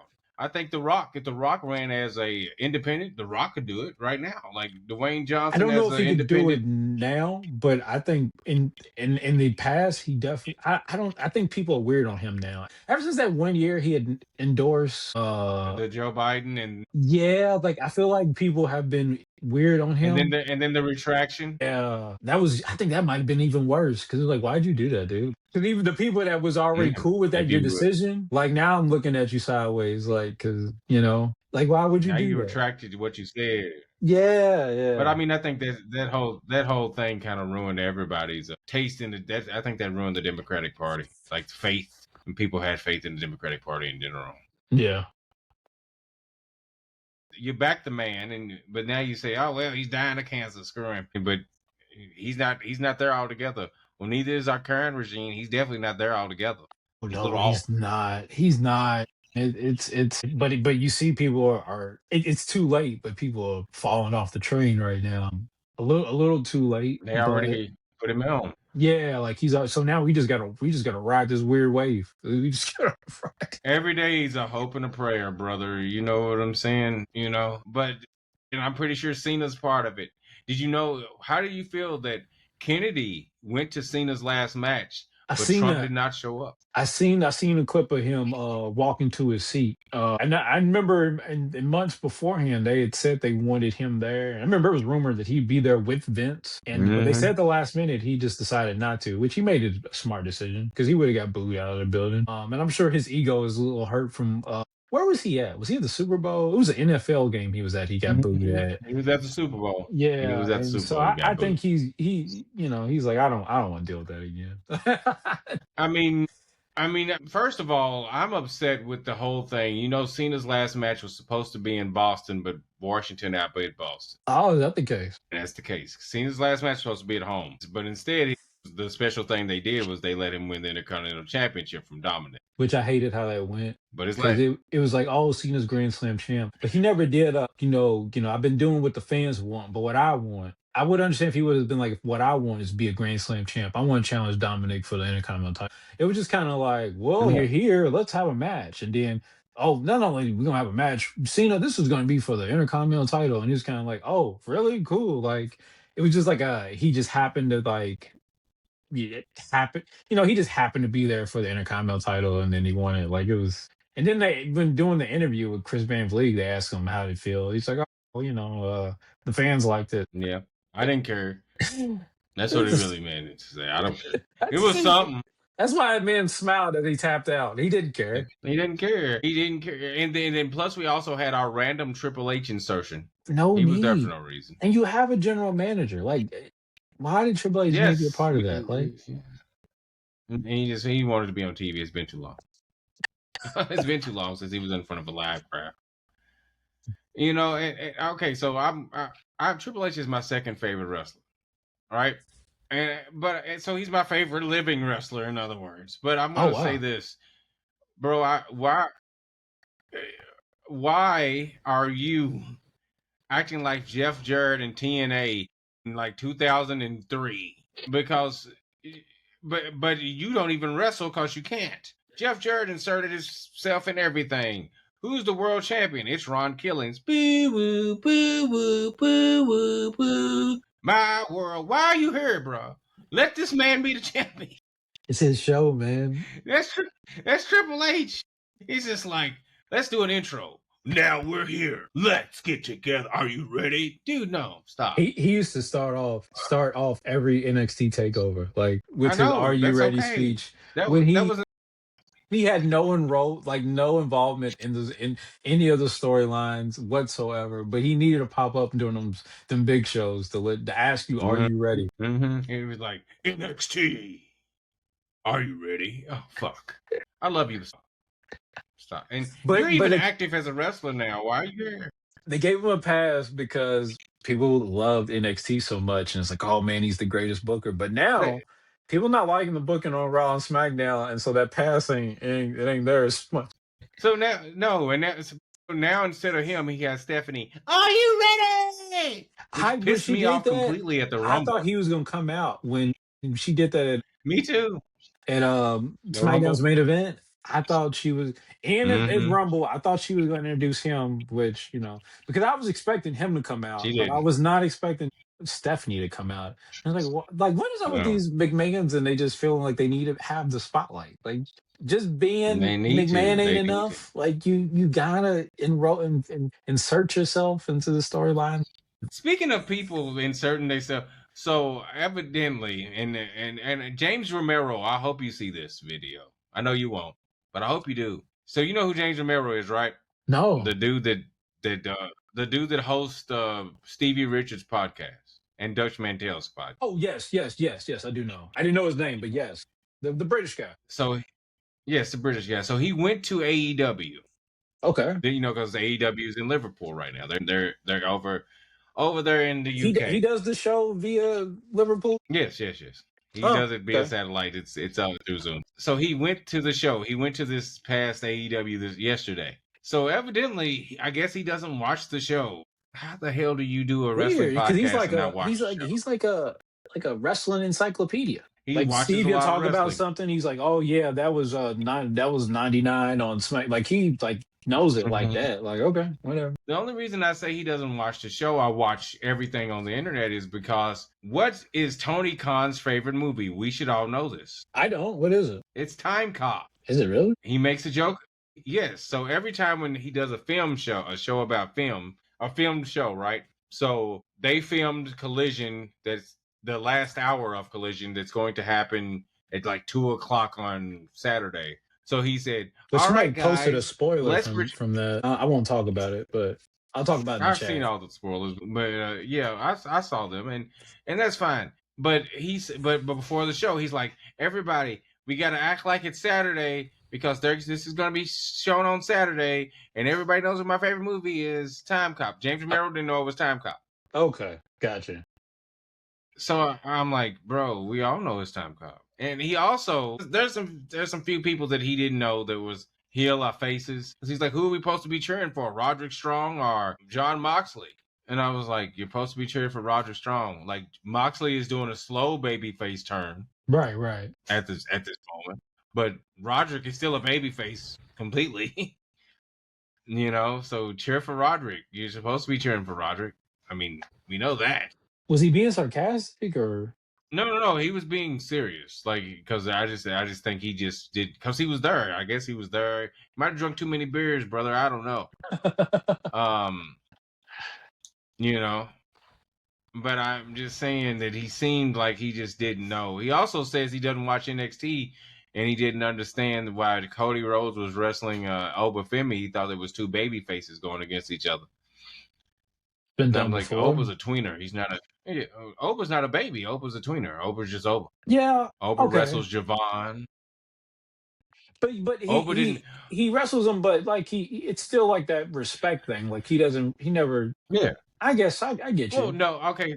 So when Ricky turned heel Hmm. and he interfered in Javon's match, Oba saw it. Oba didn't come out there and hit Ricky. Oba power bombed Javon and pinned him, and then But looked at Ricky, took his title, and walked out. but Cena did the same thing in the Elimination Chamber with Punk. He also turned heel that the same night. He did. But at the time, you didn't know he was going to do that, and nobody questioned the decision. That's true. I mean, Cena did Now say, it "I'm did sorry," after as he, he did turn on Cody. It was like, oh, it makes sense. This as dude was, he did say, yeah, I'm sorry. Yeah, yeah. after he put him in the STF, I seen a he said, "I'm video that sorry." Punk put all that together. I believe it. I think, I don't but know we where it all was we from. I also don't know know if it was that from Punk. Unreal or something, but I seen a video where they were all sitting there and Punk was kind of like, he's like, yeah, and then you're gonna hit me with the stomp. And it was like he was putting things together. He's gonna be a good producer in the future, by the way. He's gonna be running NXT when Sean retires. Yeah, That's the goal. by the way he was working, I was We're like, gonna have you got a good future in this. I see what you're doing. Cody Rhodes is gonna take Triple H's spot, and Seth Rollins is gonna be the new Bruce Pritchard. I feel like Cody or Seth, one of them had said something like that. They said in the future they see the both of them running it. Maybe Cody said it. That's what Cody said. Cody said that, but the watch is gonna get swerved. Cena's gonna take their spot. You think Cena wants? I don't know. I got a real I question. think It's a it's side between question from Cena. I Cena. think. Do you think Cody Mm-hmm. and Seth's personal feud was as real as Cody made it out to be? Because I don't believe it. No, no, no. If it was that real, he would have stayed in AEW. Like when he said they had, No. we had a fight backstage and all that stuff. I noticed that Seth doesn't talk about that stuff, and it's like, and there I heard like I don't know if I know you've seen it where people say like Cody does the Cody lies. So I'm like, maybe this is The one of Cody those. lie. The Cody lie was, dude. I don't want to do that move. Well, I want to do the move. That's a fight to Cody. It's a Cody lie. Yeah, like Yes, I believe because he did all that talk about how Cody they likes didn't to like each embellish. other. Yeah, like he did all talk about them not liking each other. Then he said, "Yeah, my birthday, Seth bought me a cake. Why don't you buy you cake if you don't like it?" What? Seth brought me a Seth bought me a cake. I bought everyone in my match Rolexes. Yeah, I don't like you, but I bought you a Rolex. those are pretty pricey. I bought you a $30,000 watch, but I don't like you. I spent 30 grand on you. I don't like you though. I don't care how much money you got. I'm not spending 30 grand on somebody I don't I like. don't like, No, no, not at all. So no, I think it's just a Cody lie. I mean, that's the reason Cena and Cody can have such a great interview. Cody's going to lie. Cena's going to not answer the question. It's great. Nothing's going to be determined. This is going to be everybody's running in circles and lying. We ain't even gonna though never he find out he the didn't truth. answer that question, Cody. especially that Chris Van Vliet answer when Cody, Yeah, when discussing the same subject with Cody, he shouldn't answer it, but he did. yeah. Like he pretty much said, Yeah. I'm I don't I was left alone and I don't like it and I just try to do the most that I can. But like I wish he would have Yeah. just said that with Chris Van Vliet. Like why he do the it That doesn't would have matter. made most. Yeah, like if he would just been like, man, I was on my own. I'm just trying to. But I think he values, and everybody else respects Chris. I think Cena only respects wrestlers when he talks about wrestling. No, I can totally understand that. He doesn't respect the marks. But I just thought since he has You talked know, so much, he's done so many interviews with Chris that I thought he would have seen him as more than that, but I guess not. I don't think he does. I think if The Rock had a podcast, he would have answered The Rock because The Rock would have been answering a question that he knows the answer to because he's the reason that this happened. But And I think if it was Stephanie McMahon, he would answer. He would answer on her podcast. He would definitely answer the question to her. He would answer the question to the Undertaker. But I don't think he doesn't look as Chris as his equal. Now, I could Mm. be wrong. I think everybody else looks at Chris as their equal because Chris is a very knowledgeable Or at wrestling least fan, treat and him what she like a doesn't know, I'm legit pretty sure he reporter, researches you it. know? Yeah, somebody that respects the business. He listened to my favorite wrestler of all time, Hulk Hogan, live for an hour. Hogan lied for an hour. I know he lied because I was listening. The only thing Hogan told the truth was about, yeah, I snitched on Jesse. Hogan Brother, I needed my money. did Yeah, an hour interview with Chris. yeah, But you know, he's used to right. that. Like he did the interview with Batista and asked about the who's the guy in Evolution? Is it Matt Morgan? No, Sean O'Hare. Was it Sean? No, Mark Gingerack. Mark, yeah, Mark that was Gingerack. It yeah, was yeah, Mark yeah. Gingerack. He knew it was a lie, and because he was just like, so he was. So what's the story where he was the original member, and he's like, oh, no, he was the stand-in, and Chris looked at him like, I know you're lying, but I'm gonna keep going with They this. shot the he tried to pry a little bit. He said they shot the vignettes. They were just stand-in vignettes. No, bro. No, they knew that him and Randy partied too much. They had to separate them. They got to separate them. They gonna be doing cocaine in the back. They gotta go. We need somebody that don't do nothing. Dave, that's you. And he worked out with Triple H. That's what happened. Hey, I like you. You can make me bigger. Let's go work out Yeah, together. yeah, yeah. You got any drugs? I like drugs. What steroids you got? I got this. I mean, I think that. Well, Hey, I bought Triple H's book. I love Triple H. It's okay. whoever thought out of all those guys that Batista would be the, But the best actor out of all? you wouldn't. But you look at the transformation that Batista has made, like physically. He's looking for serious roles. The Rock lost weight to be the Chicken Man. I'm judging him, but that's fine. I haven't seen him lately. Is he still the same size, or has he gotten a little bigger? He's still little. He's still Hmm. little guy. Huh. Okay. He's still thin. Still, I mean, for his health, that's fine. I mean, I don't want to see. I don't want to hear like my third favorite wrestler's dead, like The Rock. Which he Uh, posted that, didn't he? He did a random not random, but he did a like like a show internet show with the doctor where he started talking about yes, and and that's weird because a guy like him, I feel like wouldn't do something publicly like that, like talk about that. You know what I'm saying? That opened the door for people to but be you also like, have to think you on drugs, boy. yeah, like that opened the door for that conversation. That has already been there, and like it is open for further discussion. I was like, why would you do that? Or maybe he thought he could control the narrative, say this, and people just take those words at face value. But in the comment section, they did not. Oh no, but let's think about it. So the average wrestling fan isn't looking on a bodybuilding health channel. They don't. Yeah, right. They don't care. I knew it, but I knew it had happened because I'm a fan of bodybuilding, so I watch bodybuilding channels. It's the only reason it came up on mine. Did Rock even Not promote it, because I or don't. When I put it, no, no, no. It was just they promoted that The Rock was on there, and The Rock didn't really say too much. so no? He There's just certain and then celebrities I know that like they'll be on something and they just won't promote it if they think they're bigger than it or something. yeah. Yeah, he didn't talk about it. He didn't say like, "Hey, Dwayne Johnson here, catch me out here." He didn't say none of that on none of his Mm. socials. He just said, "Everybody watch their gut health. You got to watch out what you're eating." When really, if you have plaque around your curve, if you have plaque, that means it's your heart, buddy, and not your belly. But that's fine. Mm. But when you're good You with know, words, you can say something like that. And a guy, me that's not educated in health like that, I would have bought it. I mean, I get it. I get what he's. I definitely get it. I mean, if you're a fast talker and you know the average person, Yeah. unless you're into the bodybuilding world or if you've had cardiovascular disease in your life, you understand what the lingo is. Mhm. But with him, he's a fast talker. He's a smooth talker. He's the Rock, obviously.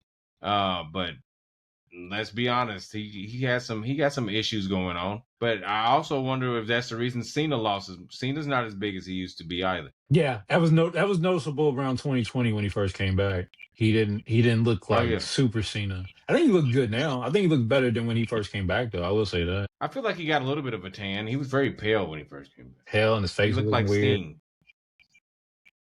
Jim Barney. But I do Know what I also mean, think where Bart? he was Know what like, I I'm gonna mean? do that. I'm gonna do this one last year. And I think in his mind, it's like, all right, well, I'm gonna do as much as I can now. Give him this one last year that I'm. Mhm. Yeah, it was. I'm done. Also, I want to say this about Cena. Cena did not take too many chops from Gunther. He did not. I noticed that too. I know. I noticed that. I noticed that a lot. He did. He did not, and he didn't respond well to him either. And Gunther didn't do him too hard Mm-mm. either. Man, he said he's No. 48. He ain't chopping me. I mean, what does that mean? I mean, I'm pretty sure he chopped the shit out of L.A. Knight, and he's 43. He But chopped the shit out LA of Knight is one of the AJ Styles. boys. LA Knight every night is telling you I'm only 43 on paper. He chopped shit. I mean, he chopped AJ. LA Knight's probably Even though backstage when telling AJ him wrestles him, he's probably telling him chop me as hard as you lay it can.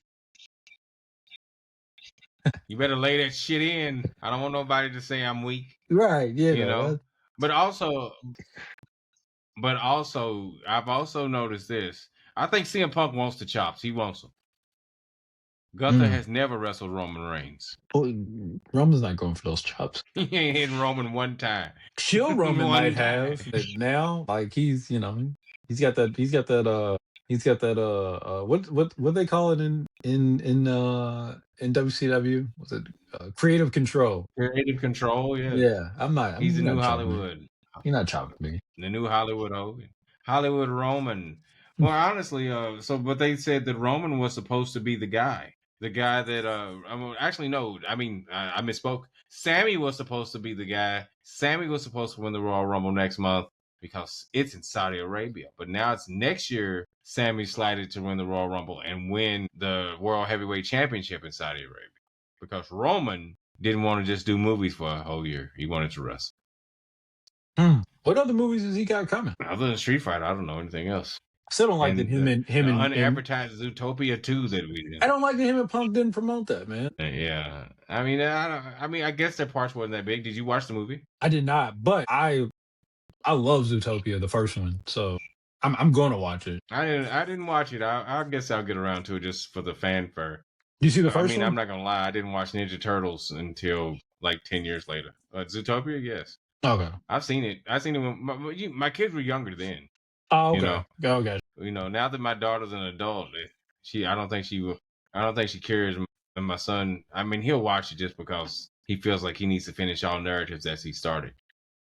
Although no page can be unturned in his. I do feel like Zootopia didn't need a sequel. I don't like. Huh?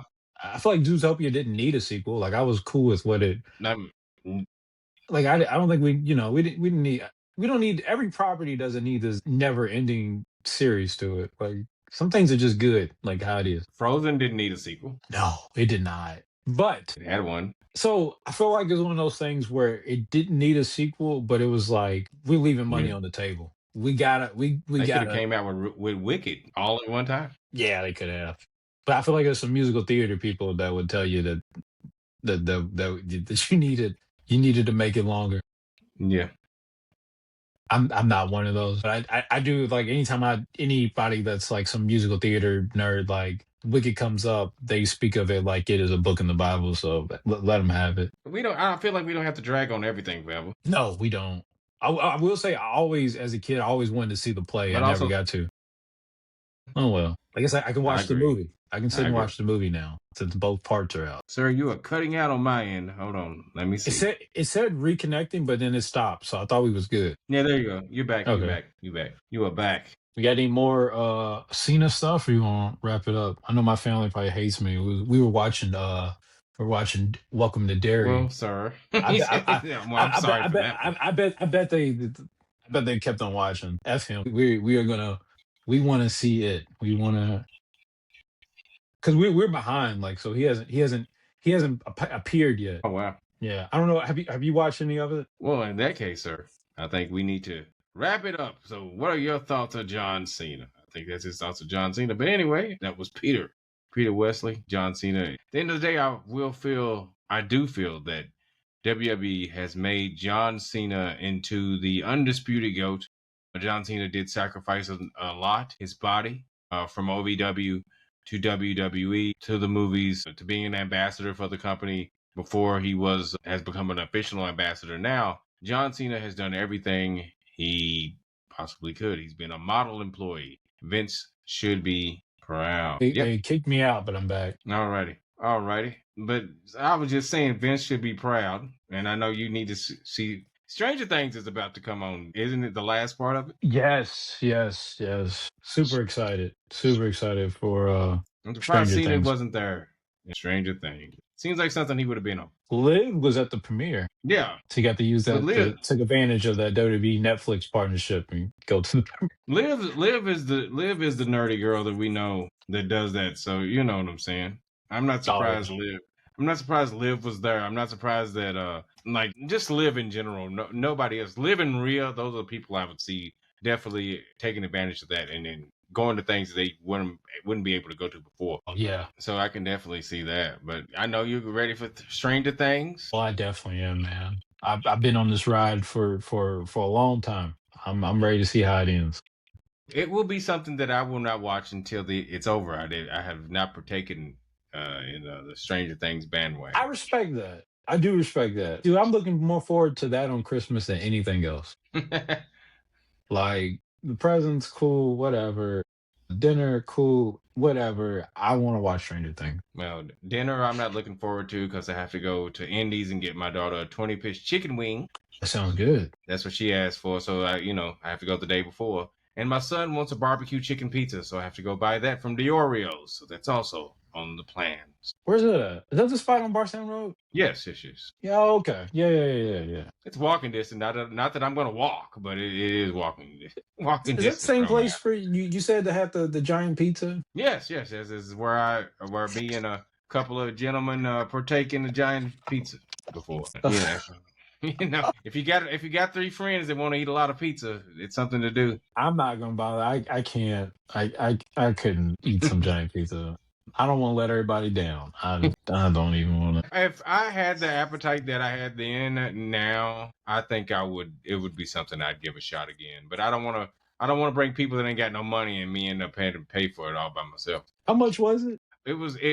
The pizza is like 80. It was 120, 100 bucks. I ended up Mm.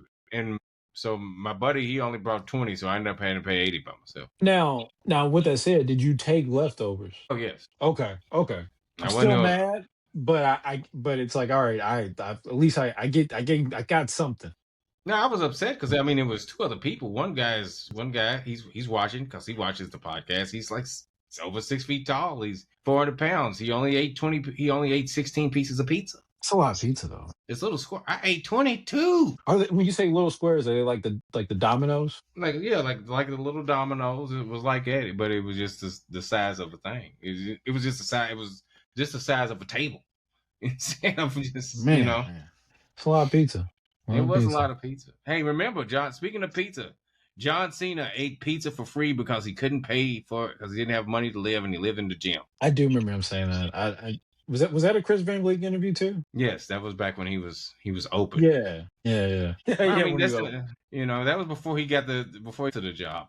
And now that he's an ambassador, but I would like to say I'm proud of John Cena. He bought a new suit. It had red pants. He had a black blazer. He finally stopped wearing that same blue suit that he wore for like 6 years. I was like, John Cena, you stop being an NPC. Stop it. Stop it. Stop it. I'm gonna watch the. Have you watched it? The him and Cody. No, that'll be. I figured I'd watch it after we said our piece about it. Yeah, I'll check it out. i I'm assuming there's gonna be some hilarious conversation in there. I would like to say that on the behalf of Shahid, John Cena, he loves you. You can bukkake in his face anytime.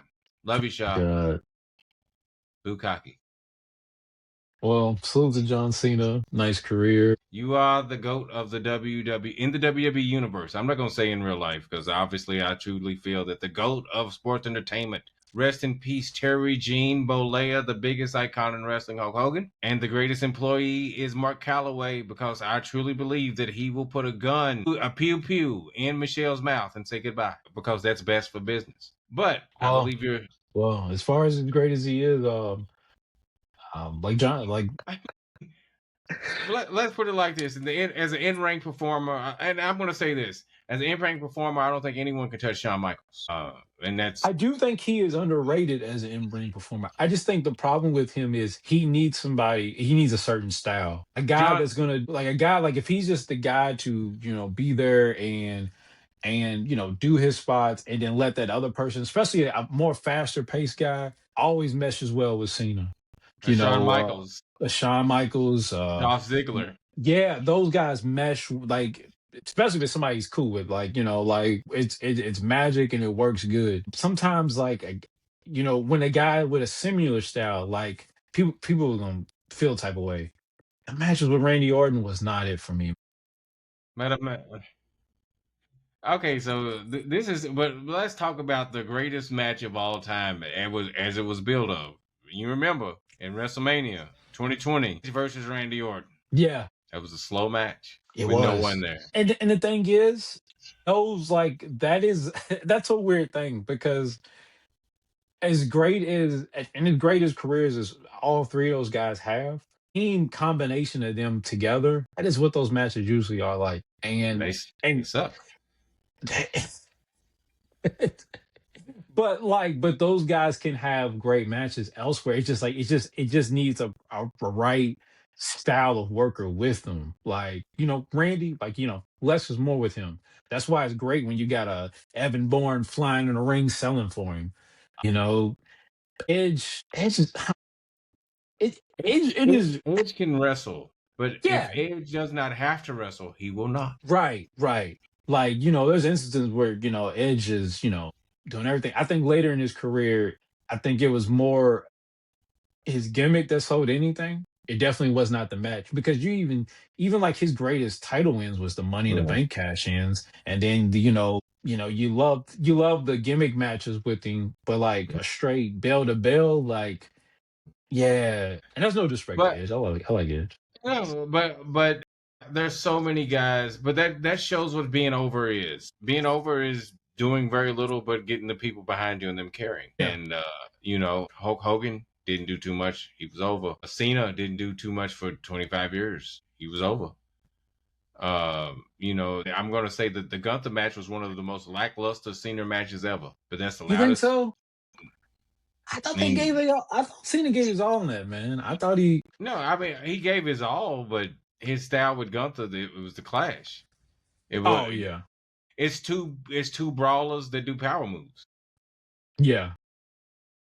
power bombs. Gunther was putting him down softly, the softest But power bombs. it's funny because that style, a lot of those matches, I wasn't a big fan of Cena in his prime with like guys like Big Show and Mark Henry.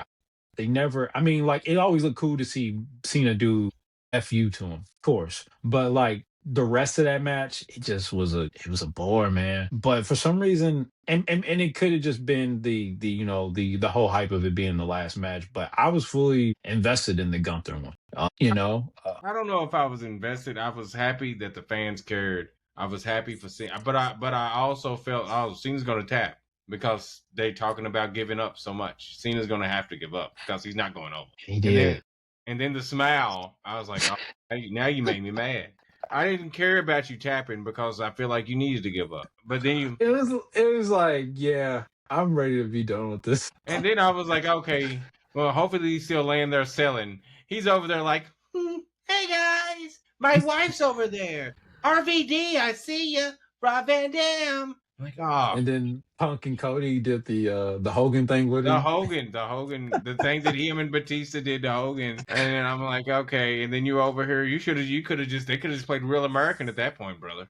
They could have gave you a Real American beer. It's sponsored, but no, that made me mad. It made me a little hot under the collar. I knew Gunther was going to be his last opponent. He said it for months. There you go. His last opponent's going to be Gunther. Once he turned babyface, the last person he's going to wrestle is Gunther when Gunther comes back. So how do you think people would have felt if it was LA Knight and they had their match? LA Knight beats him, and then they shake hands, and then LA raises his hand as the guy, and everything else follows the same. He hugs RVD, and everybody comes out and shows the video I package. Do you think people would have reacted better to that? I feel then we could have had something better than Roman versus Cody at WrestleMania. We could have had LA Knight versus Cody at WrestleMania because Cena passed the torch to both of them. And then it would be like, who did Cena really pass the torch to? This is a fight for the company. This is a fight to be the man. Oh, okay, I like that. I like that.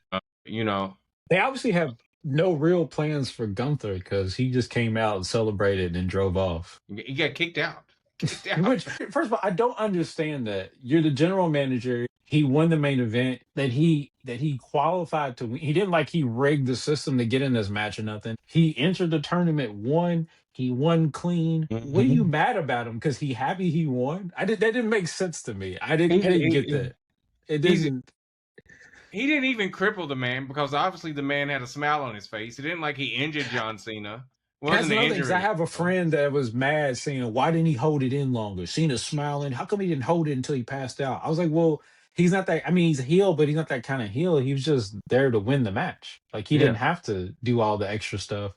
So knowing he didn't do all the extra stuff, why are you mad at him? Like, what do Yeah, you? there's nothing mad. He didn't take I did. liberties with Cena after Cena I was got it. I didn't. unconscious. I didn't get that at all. Like it was like you know what? You're done for tonight. For what? Because he won. Because he won. Like if that was the case, I feel like if that was the case, Triple H should have pedigreed Shawn Michaels for beating Ric Flair. By I that know, right? logic, you know, like you beat my mentor, I'm gonna hit you with the sledgehammer, and then their feud started again. But that didn't happen. They became DX and acted like they were goofy. But that didn't happen. Goldberg. I mean, DDP didn't start giving the diamond cutter to Gunther.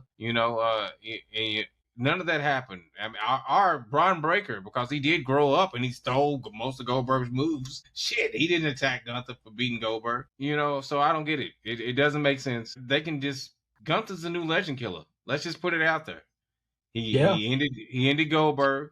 He ended John Cena. The Undertaker needs to come out. He needs to take a power bomb. He will, because that's best for business. I can't walk anymore, Michelle. You're gonna have to push me to cheer. Oh, I'm sure if needed, he would. He'd take a power bomb. He'll take a choke out. I don't think they'll give him but he'll definitely get choked out on TV. You don't care. For that, and I think that's the only person I know that ain't gonna take it is Triple H be like, Nash, I want you to take a bump. I'm not doing that, man. Nope.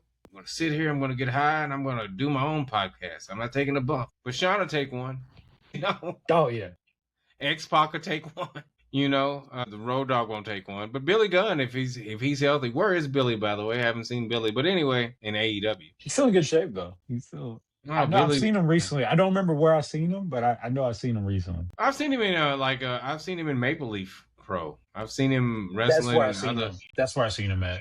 I see him on Michael Hearn's bodybuilding channel. I see him lifting weights, but I don't see him I don't see him doing other things. I don't see him wrestling with the Bang Bang Gang. Well, one of Yeah, his sons. his son's is still Only one one of them's son. injured, right? One's injured. So, Yeah, Austin is the only one but wrestling. they still speak of him. So Yeah, he's yeah, good yeah. when it. I Yeah, yeah. mean, they still speak of Jay White.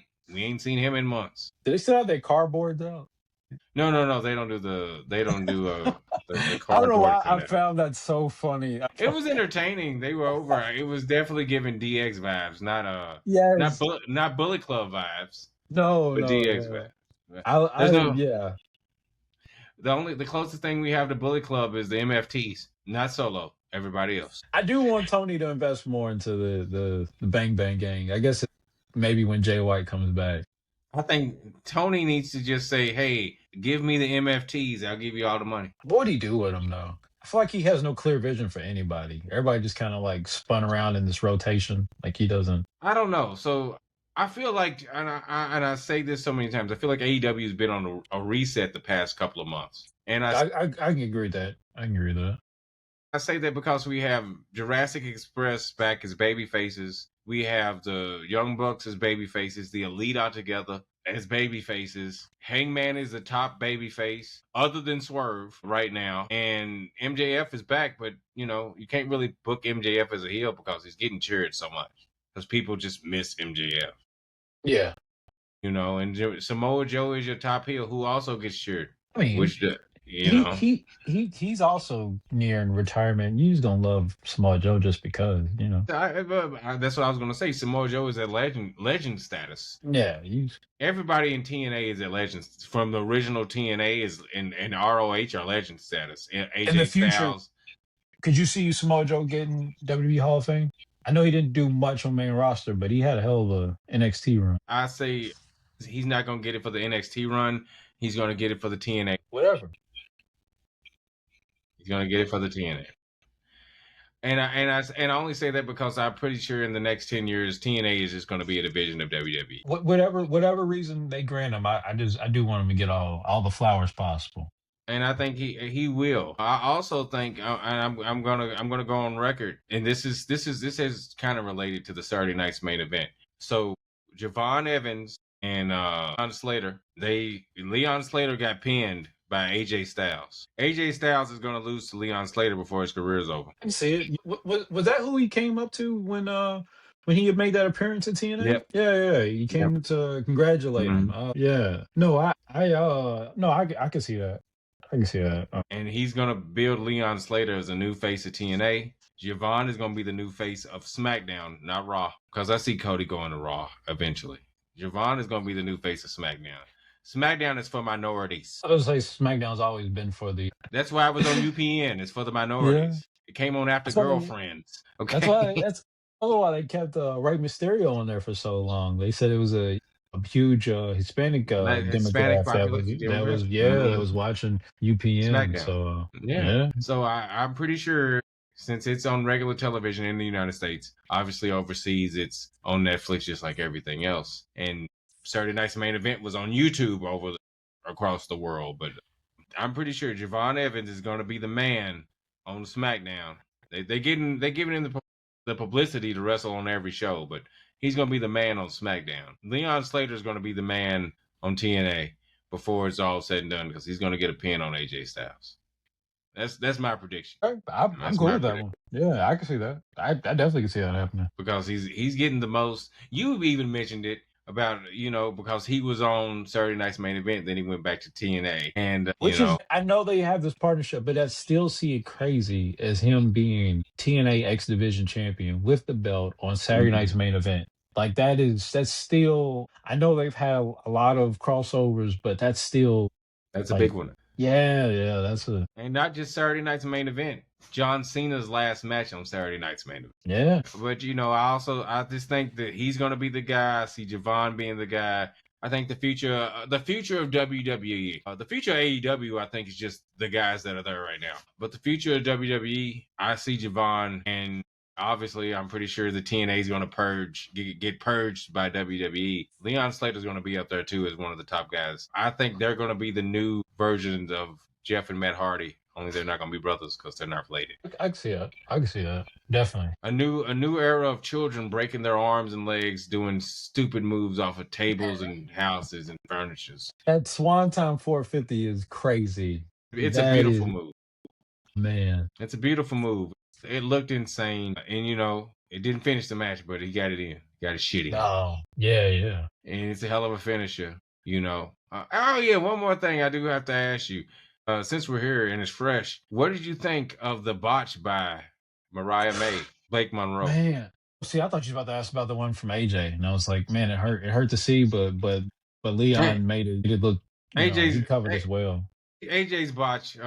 By the way, Shaw said that AJ's not better than Cena because of his botches. Yes, he said that. He said that earlier today to me when we were having a conversation about Cena. Cena's messed up spots as well, and Cena's also the same guy that yelling spots He out in knows the his ring. spot. So I don't know if I can. And he has the worst STF in the history of Yeah. STFs. Yeah. Although apparently some of those, like the ones he did on Chris Masters, he was And he was Umaga. very stiff. Very stiff with some of those. But they looked horrible. Yeah. I question some of Shaw's decisions these times. But the Mariah so we just had a similar spot with the ladies as well. With Jade and Naya Yep. and Tiffany. And Tiffany. So and everybody says like you gotta move, you gotta make sure your spot's right. However, I remember shortly after somebody started uploading a video, and I think it was what's the ref's name, the one looks like Flair. Oh, you're talking about Lil Nate, Charles Robinson. Yeah, Charles Robinson. He was talking, and he was like, well, as refs, what we're supposed to do is, if this is how it's supposed to go, your job is to go along, but to still make the show go smooth. Like, so it's not they were down 3 seconds, you count three, and no, like you do something to make this go the right way. to wake them up to kick Yeah, out, little girl, yeah, kick out. yeah, like something. So I don't know, man. And I don't want I'm not still not trying to blame the ref. It just mistakes happen. That's just, that's just how things happen. But I do think if I was a ref, I would have even since she kicked out late, I would have just said, no, it was a two, it was a close. Dude, yeah. You can get mad at the ref, cool. Be mad at the ref. Just keep the match going. Everybody can boo the ref. He's cool. He'll get over it. But like just make that call where like she got up and it's the ref decision that matters anyway. Yep. And You like honestly, I think I mean, I get it. I get it with Blake slash Mariah, and you can count to 45 in AEW, and if the match is not supposed to end, hell, Aubrey Edwards isn't calling that damn bell. She's not Roman calling the Reigns and Kevin Owens had that last man all standing that hard match. was hard. Yeah. The ref just stopped. Yeah, and it's like not time yet. Roman ain't losing. That's true. That is true. I feel like she kicked out close enough where they could have just yelled too. Because I've seen matches where people definitely didn't kick out at all and they Yes, called there's two. been plenty of matches where like it happens, and if the ref says no, then then you just go with it. You can Although I just do remember that time our Truth pinned Shinsuke, and the Shinsuke, ref counted three, and then he gave him the United States belt.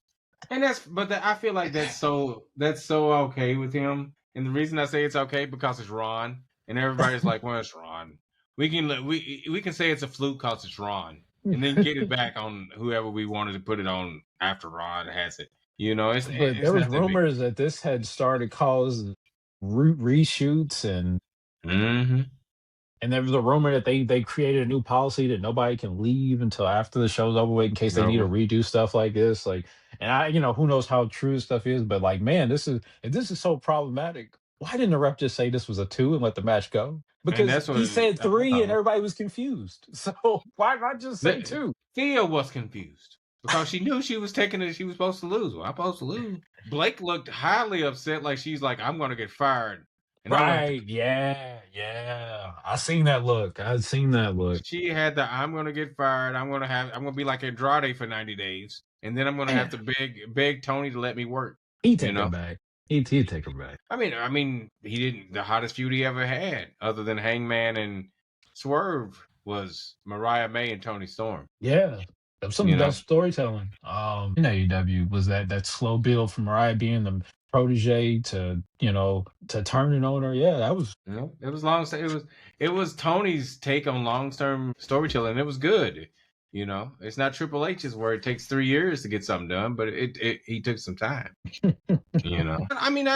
I don't look at Triple H as that bad. Let's think about it. If you think about old school WWF, Hulk Hogan and Randy Savage, the Mega Powers were together for an entire year before they. but also back then you had a plan of we trying to get to here. Yeah, and also wrestling wasn't overexposed like it is now. Yeah. I You think saw. that's a big thing, guys. I think people don't take in consideration. Where back when you had a show, but now you have because back then you didn't even have an ongoing Monday Night Raw yet. Now you got Raw, you have SmackDown, you got these random events like back when you had a pay per view like every so often. Now you have a PLE every Every three month, weeks. Yeah, every month, and then you got on top of or that Saturday night's main a events random popping Saturday up. night's main event. You got and now it used to be like say the pay per view was No Way Out. This would be the talk, all of that, and No Way Out. Man, when I see you at No Way Out, now it's like No Way Out, Saturday night's main event, and then we got like it's just like, dude, it's too much to keep up with. And we're And doing two. qualifications for the King of the Ring. Yeah. Wait a minute, what? Like, why are we what? And remember And the King of NXT is Rain. coming on. Yep. It's a lot of it's and Evolve. We got to think about the Tubi. The Tubi gets Um, it. You and don't then want to see and me. the announcers are doing it. Tickets are now on sale for Hmm. WrestleMania. And then Yeah. also, don't forget, we're going to Saudi Arabia, so we'll be on at 8 in the morning. For what? And it's like all this stuff. Like, why is all this going on at once? Why? It's very wrestling. Okay, so I love wrestling. I love watching a lot of wrestling, but I feel like wrestling is diluted Yeah, um because it's so much. And I think that's another reason. I think that helps Cena's last run so much. Because remember, Cena said, "I want to do 240 dates." And they're like, I nah, don't bro. believe it. He said that. I don't believe it. I think at first he probably at least wanted to do more than what he did. Because Right, I do believe that. But 240 is I don't think you he weren't even missed. doing that your last run, like in 2017, 2018. You wasn't even doing 240 dates. I think 240 dates. I don't think he meant wrestling. I think he just wanted to show up. Okay, I can see that. I Like could see that. I think he was gonna maybe wrestle 100, but I wrestle 50, but show up like the Louisville. I think he would have showed up here to Which say I goodbye. find that disrespectful that he did not come to Louisville. I can say this: seeing him in Lexington, it was a lot of there was a few people that said we drove from Louisville. We weren't the only ones, but Oh, I bet. you Yeah, I know, bet.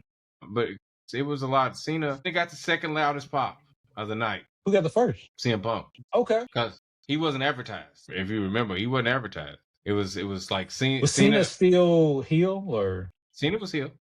okay? Because I don't remember when the show was It was anymore. the interaction. You remember when Ron came to the audience to attack Cena? Yes. That My was that friend show. was I had a friend that was one of the security guards. Yeah, How did I yeah. You forget told that? me. You told me. Yeah. You told me. Yeah. So Which that. which we got a mutual friend that was like, yeah, I heard something's going on SmackDown. And I was like, and this was when one of the bloodline relatives was doing a dark match. And I was like, yeah, yeah, I know about that. And he's like, yeah, yeah, Mhm. cool. Keep Yeah. watching SmackDown. I was like, dude, what? And then when I seen that, I was like, Uh-huh. dude, why didn't you tell me you was on SmackDown? He's like, oh, I was trying to keep it a secret. I'm like, dude, I'm not gonna go on the dirt sheet and say my buddy's Yeah, on man, on SmackDown. SmackDown. Yeah. I don't think that wouldn't have made too much sense, but yes, that was. I'm glad he told you that Tala Tonga Hikaleo Yeah. showed I up, but was, in I was his like, in his yeah, I know squash he's match. coming. I didn't even Yeah, know you cared about him that much, but yeah, I know he's there. yeah. He was signed forever, so yeah, and now he's doing nothing with his brothers and Solo. Everybody's face painted. I don't know what's going on. They're half the Gorillas of Destiny when only two people were even in that group. I mean, Yeah. Hikaleo is their brother. He was in it too, but yeah, I don't recall him painting his face like they did. He might have. I could be No. wrong. He was there, Uh-uh. Yeah. but hey, Ming was there slash Haku. He was there too. It also makes them hard. It makes it harder to tell them apart. If you Yeah.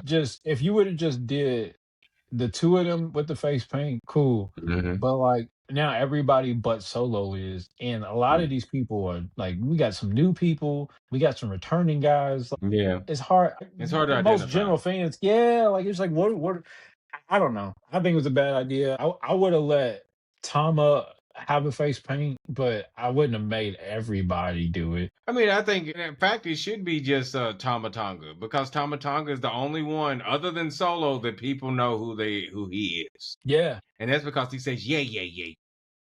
it worked. It got. I didn't like it, but people like it. I let them have it. But I mean, Because I was wanting Bullet Club him. I was wanting God him, yeah. but I do know when they got oh my god, when Jacob came, I was Hmm. like, oh, he's about to take his spot. Yeah, He's about to take his spot. and that's the reason Jacob ain't even in the group anymore. Yeah, Jacob. I feel like this. Jacob's the truly most over bloodline member other than Roman Reigns. yeah.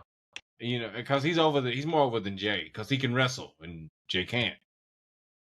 He can You know, talk better than Jay too. okay, everybody can Jay talk might be better. a little bit more charismatic with the Yeah, catchphrases and stuff, yeah, but like Jacob talk like somebody off the street, and yeah. he I somehow mean, has made that fit into a wrestling environment. But yeah. I mean, yeah. But I mean, it's always fit into a wrestling environment, because let's be honest. The only reason that Hall and Nash were cool when they left the WWE and they stopped being Diesel and Razor Ramon, because they talked hood. They talked like they yeah, were, no, definitely, it definitely was that. Yeah, you no, know. no, it. So I mean, Jacob talking hood is fine. Only Jacob is from the hood, and Kevin Nash just hung out Yeah, with Nash and Hall just hung out with black people at the strip clubs. But but see, they had guys like K Dog and X yeah, Pac that made them that helped make them look legitimate. yeah, true, because I'm Sean got a black wife. so he know what he's doing. Who has the Enzo effect, who also keeps him stable, Yeah, keeps yeah, keeps him grounded. yeah. Hey, hey, it's true. But behind every great man, there's a great woman, right? Yes.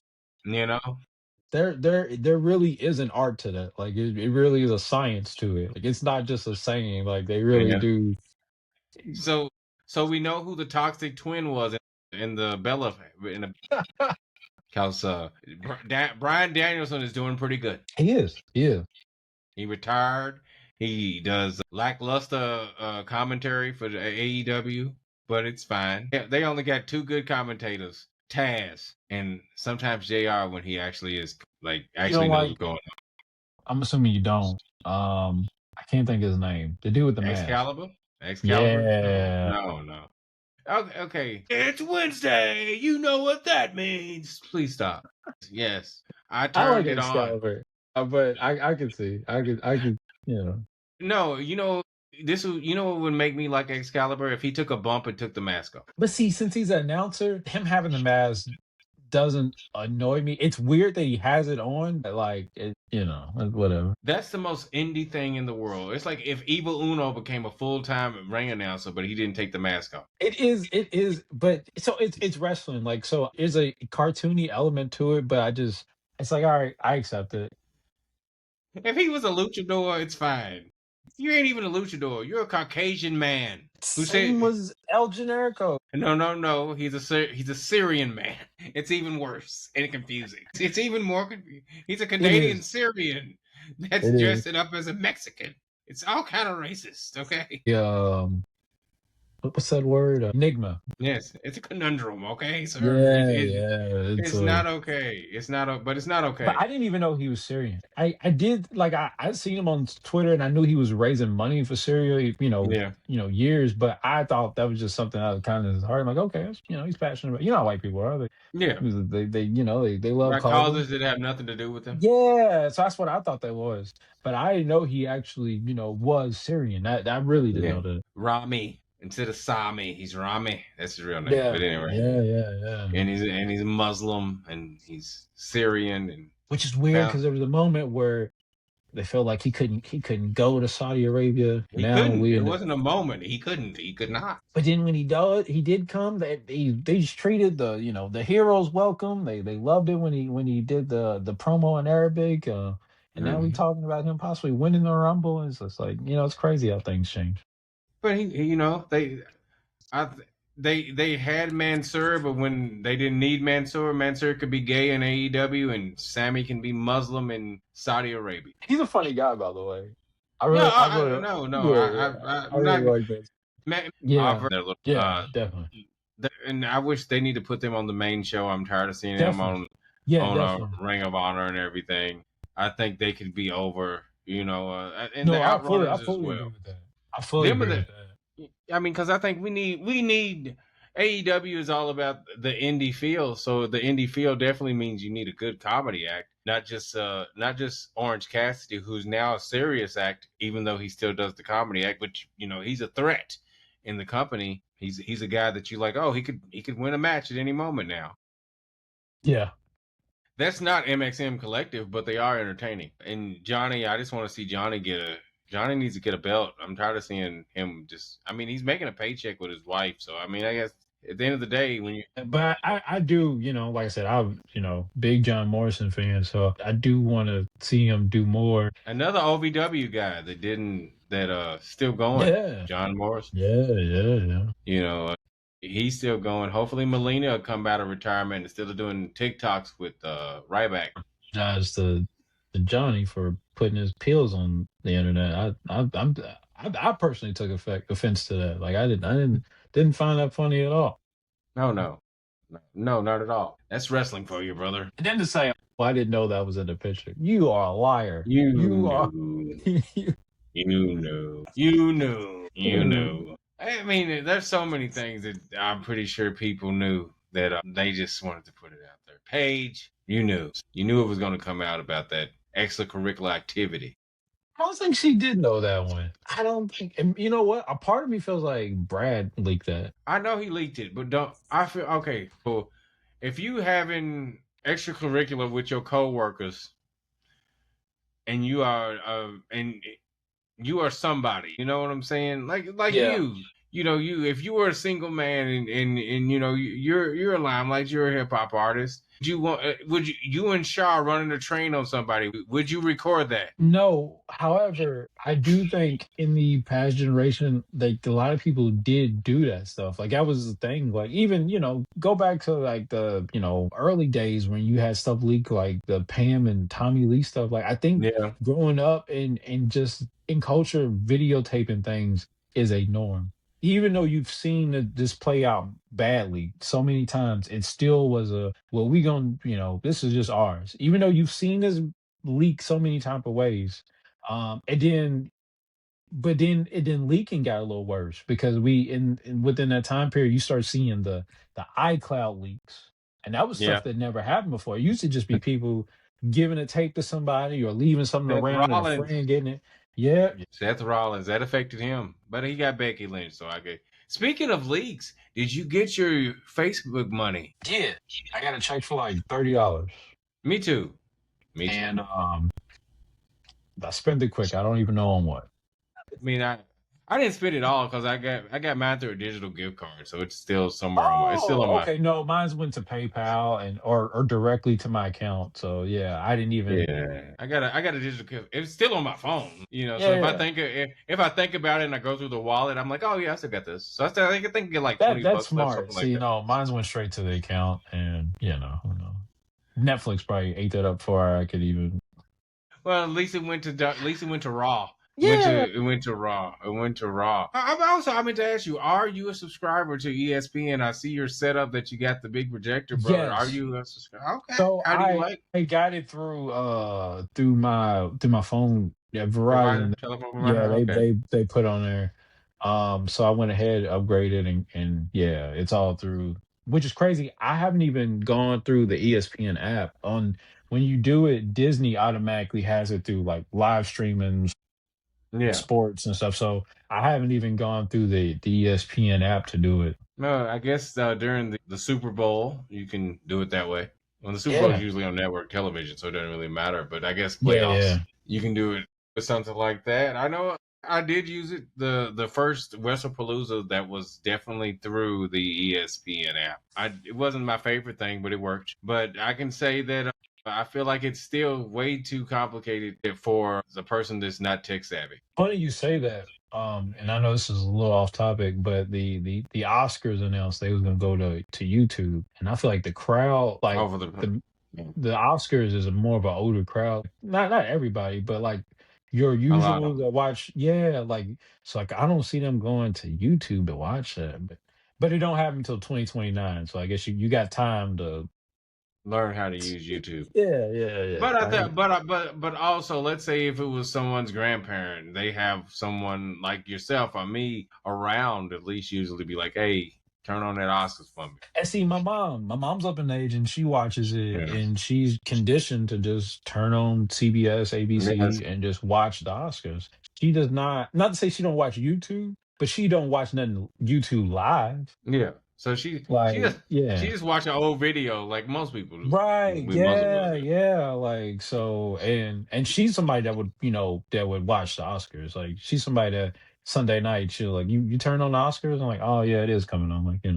But so I used to be an Oscar person when I was younger, but that was when I was hanging out with my old family members as well. for me, it was if the host was a good comedian, then that or if a movie I really liked is nominated, and I wanna see Some Kevin which. Hart, Chris Rock action. Yeah, like if one of those guys is hosting, then I'll tune in because you can get some, especially the open is gonna be a pretty nice little stand up, and then a few little cool little segments. But other than that, I don't fully watch the Oscars. I'll say that I do not I get fully. that. Yeah. Now, if something I I, really like is up for like for picture of the year or something, then I'm gonna stay up to try to see that. But not I don't faithfully watch the Oscars fully. And now, if Smashing Machine gets nominated for anything, I'll watch it this year because Did it I get nominated really, for? It got nominated for a Golden Globe, didn't it? I think it did. Yeah, yeah, it got nominated for a Golden Globe. That's a movie that I really enjoyed. Dwayne Johnson. I don't know if you've seen it yet, I have but if not, you, but I it's will. something that you need. I'll send the link. I think I have sent the link, but I'll resend the link in the chat. Watch the because I don't think. Are you familiar with Mark Kerr at all? I know of him, Watch. and I think I read a story about him when the movie was out. Like I think it was like an interview with him and whatnot. But I was not familiar with like his like when he was actually active. I wasn't. Uh, This, but I always knew of his name. yeah. If that meant anything. I mean, I just watch it, You don't even have to. My son, like I took my son, and he didn't know who the hell that man was. You know what I'm saying? He wasn't born when he was fighting. But when he watched, I said, watch the documentary, and then watch to see so you can compare how he did playing this man. Because if it's just The Rock, the way most Rock movies are, it's The Rock in a Mhm. scenario with another name. Right, That's right, usually right. how.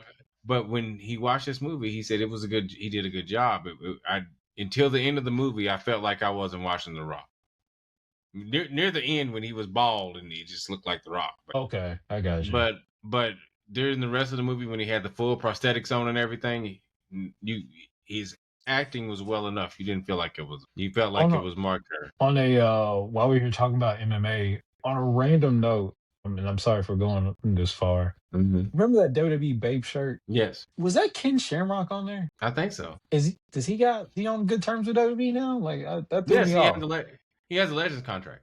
Oh, congrats to him. He Okay, has a Legends contract. Yes, yes, cool, yes. cool. He's he's on the video games for the past 2 years. He's in good standing with them. He has a Legends contract. Okay, well, You congrats. can you can go you right now on WWEshop.com. You can get a Ken Shamrock shirt. I had no idea. Okay, no, I didn't know that. Did not know that. Speaking of shirts, so I saw that you posted the OVO stuff. No, you didn't post it. Who did? Diaz No, I posted it. did. I posted it. You posted. You posted it. So Yeah. you posted the OVO stuff. Are you going to get the Raw OVO shirt? Because I know No, you're a fan of the logo. I was personally offended I'm by too big of a by the. Kendrick fan to put money down on an OVO shirt.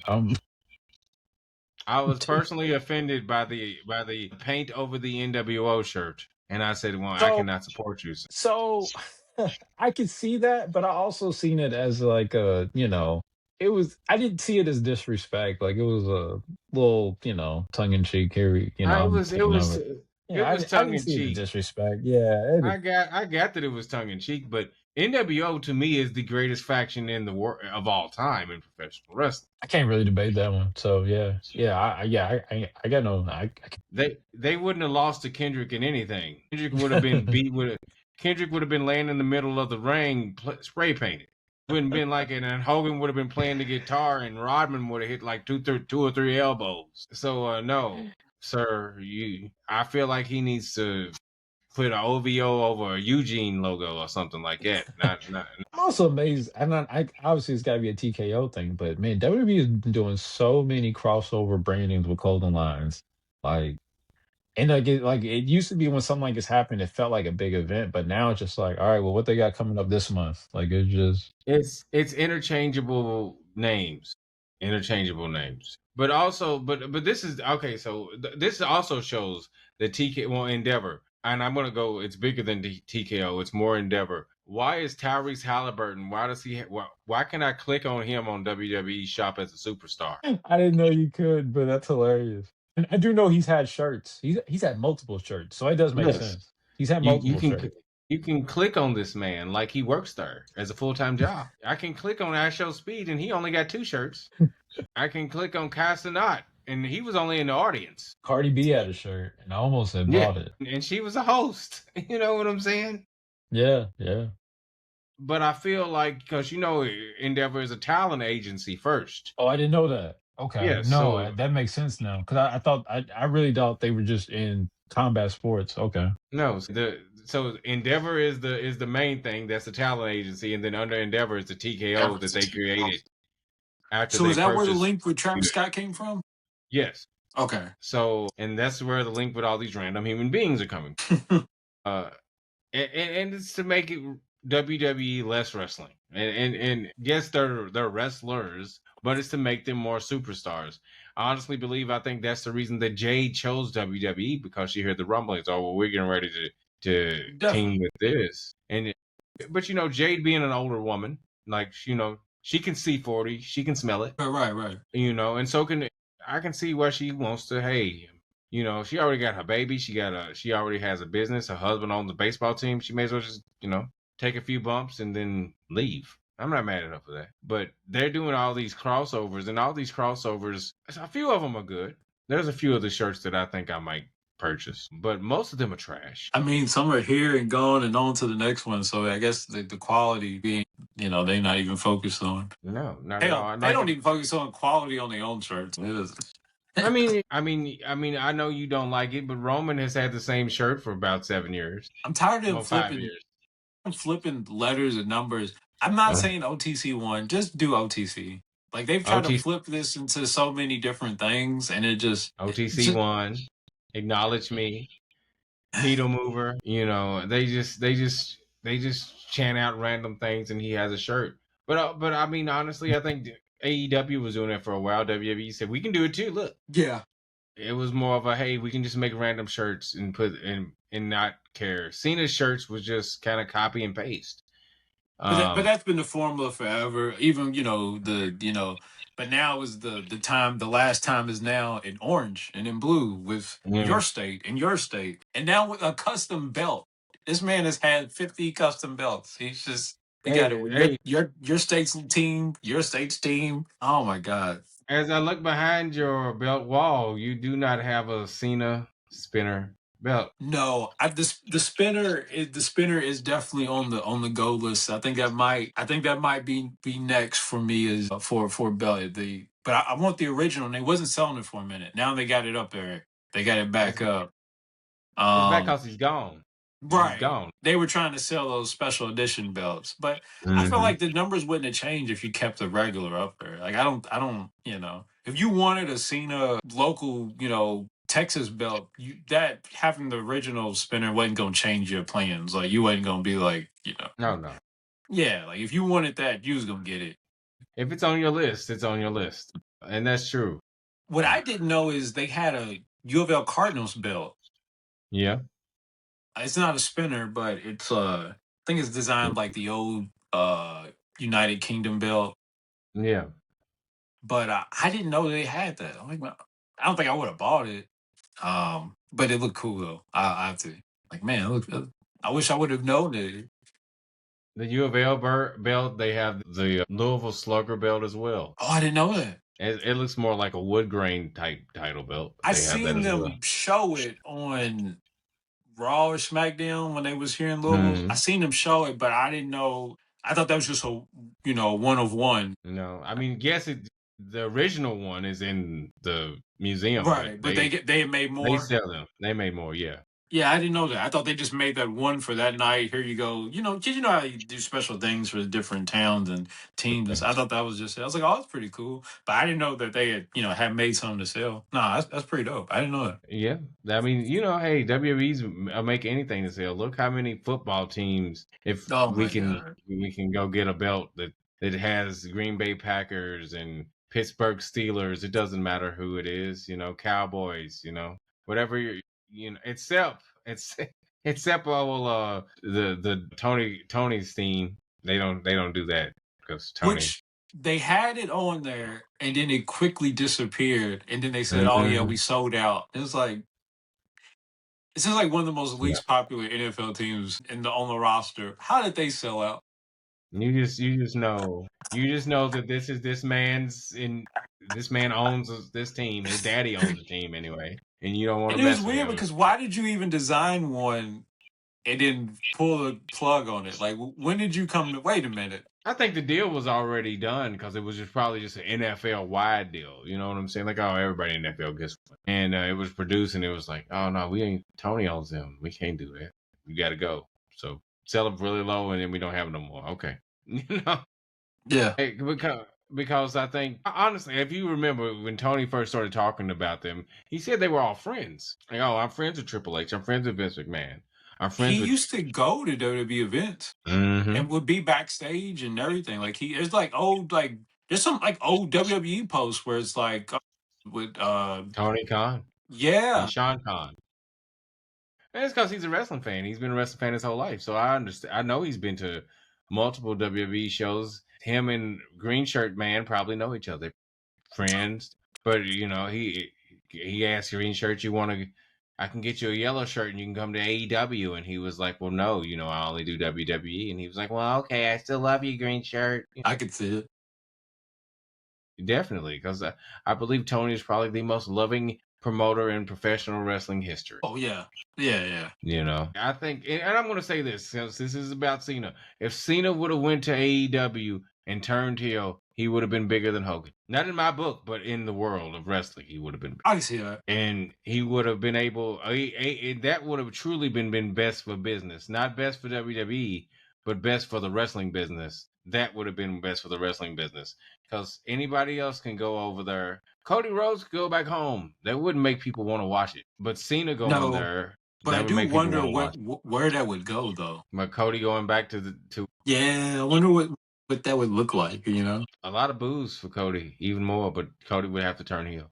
It wouldn't be any. It would have to be Cody versus the rest of the EVPs. Yeah, And then Cody would have to bring other people with him. Like, who'd you bring with you? I brought Ricky Saints, and all these other people.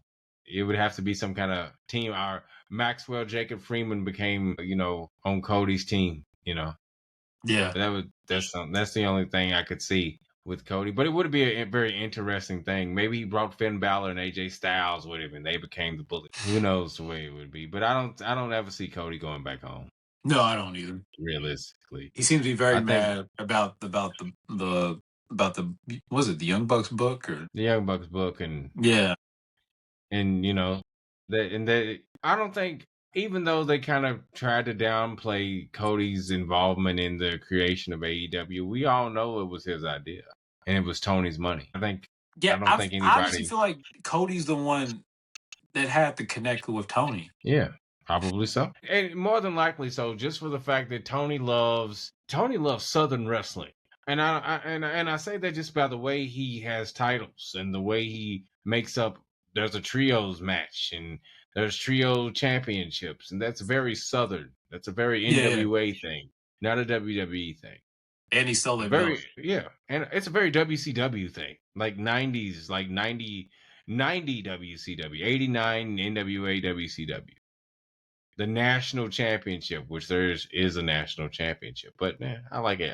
I like Ricochet. It's so it works. But so I feel like him wanting, like, if he could wrestle at center stage every week, then that would be like the residency for AEW Dynamite. I think he would do that. Oh, and doing that whole residency at Dolly's place was very Southern as well. That was It was. It was. It was. Even though he's like, I grew up in Chicago. You act like you grew up in Memphis, Tennessee, or Atlanta or somewhere.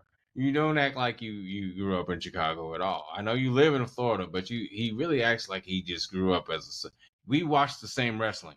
That's what I'm trying to get at. And I know where I grew up at. yeah, yeah, So I feel definitely that he has such a strong ties to where Dusty booked. But of course, he probably asked Cody everything. How'd your daddy do this? Can I do your daddy's accent? Will you be offended? Can I see your daddy? Can I put his ashes in my mouth? I love your daddy. I'm just saying. And it's okay. So he probably did. He probably did see the dream and Cody and wanted to be with them, and that probably was the connection. Yeah, and Cody was the only one that was in WWE. yeah, Nobody else was. yeah. I mean, granted, we can say Kenny had his FCW But stint. he wouldn't have been there to build a connection with Tony Khan. That would have been Cody. No, no. Yeah, yeah. Of course. So I think Cody did, and Cody was like, "Hey, let me call. I know I got a rich friend who loves wrestling, and there you go." And I think I I really feel like everybody the Bucks downplay. I don't think Kenny downplays. I think Kenny loves everybody. I think Kenny and Yeah, Tony he's have the same when mindset. the subject comes up in interviews, he's always tried to stay as neutral as possible about it all. As he should, as he should. No reason to burn a bridge with somebody that you know is the reason that you're eating as well as you're eating. And I mean Yeah. Cody Rhodes. And you never heard Tony say anything bad about Cody. But I And think Cody's some other very people. secretive about how he feels and what's the incident. And he keeps teasing that there's a certain incident that happened, but he's never going to tell us. So, Who cares? No, I think Brandy will tell, but I think there's NDAs in place. I believe so too. Because remember, there's even an NDA with Jim Cornette. About what? We don't know. But Tony has an NDA with Jim Cornette because they talked. Before he started running AEW, they had a conversation. So I think Cody was like, let me call Jimmy. I think he wanted a lot of the old school Southern guys that are alive. I think he wanted them involved in AEW. Mm. Because if we think about the old AEW roster, we had Arn Anderson. That's an old Southern guy. We had Telly Blanchard, an old Southern guy, near the beginning. It was a lot of the older Southern guys were the guys that were there. Jim Ross, he was in the original old school WCW, NWA. A lot of people that were there during the old stuff. You couldn't get them to train, but most of them are dead, super old. Yeah. So you had to get Dean Malenko and Jerry Lynn, but they were still in WCW too. So he really reached. He wanted a lot of the WCW, the NWA guys. I'm pretty sure if he could buy NWA from Billy Corrigan, he would. Oh, definitely, I don't. definitely would. I don't see Billy selling it because Billy loves wrestling just as much. He just doesn't have as much money. Billy ain't poor. Yeah, Billy's been a musician and a successful musician for 40 years. yeah. No, So no, he either loves NWA. He's not giving that up. Yeah, he that never wanted to, happened. he wanted TNA, or they just wouldn't give it to him. Right. I think that's But I what don't where see. it led him going to NWA because he wanted TNA.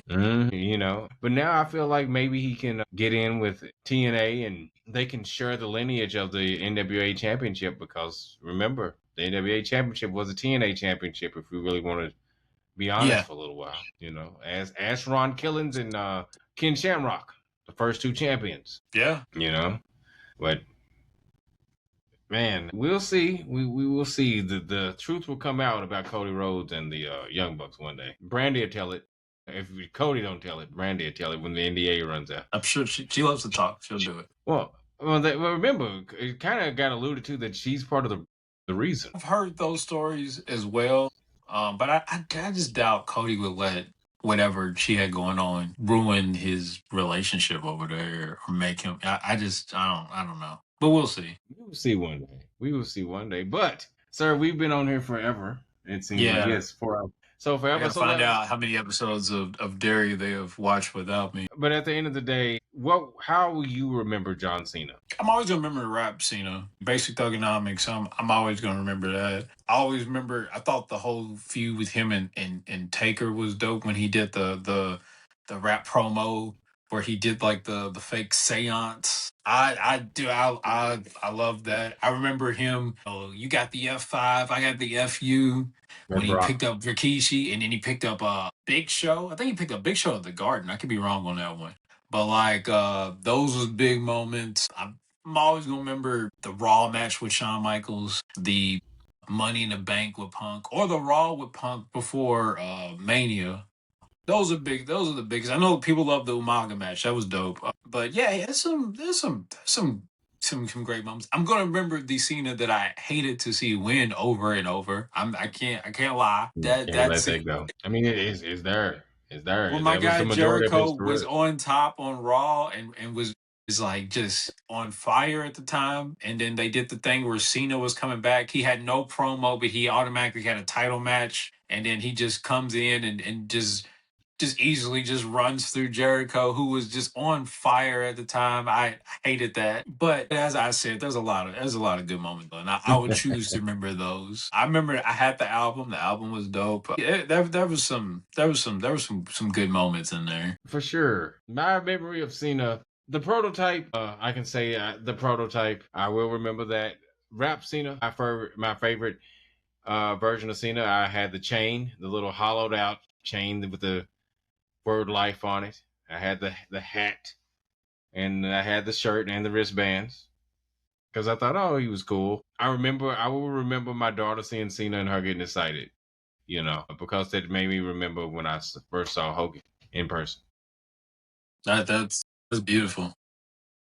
And I will remember Cena versus Rock because Rock is one of my guys, definitely my second favorite alive wrestler at this point at this point in time.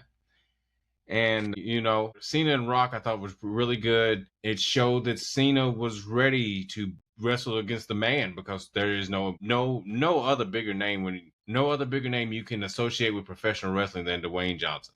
Because there's so many people that don't know that he's a wrestler. Like, there's people that literally just think, oh, that's an actor, Dwayne Johnson. He's a movie star. He's a handsome man. He played Black Adam, which is kind of not a good thing about him if you put Black Adam in there. But he played Black Adam, the movie star, the guy. But, he's The Rock. And John Cena wrestled The Rock. And I'm not talking about the second time, because they made it, they tried to build it as once in a lifetime. Cena's doing the Make-A-Wish stuff. I always thought that was cool. He beat my favorite wrestlers, Hogan's Make-A-Wish deal, but it seemed like Cena's was a little bit more sincere than Hulk's. I'm not saying Hulk's wasn't. I didn't know Terry, but it just seemed Cena, he didn't want kids, but he didn't want kids to suffer. They wanted to see him. I will remember Cena being known as the man who buried the Nexus and Bray Wyatt. I feel like he redeemed himself with Bray. Just sad that Bray didn't really get to live long enough to reap the benefits of being the man. Yeah. Well, salute to John Cena. Great career, man. All right, man. No, that's it, man. See, till next time, man. That's rope break. Cena, only if Cena knew to grab a rope, he'd still be in there. Midnight Show.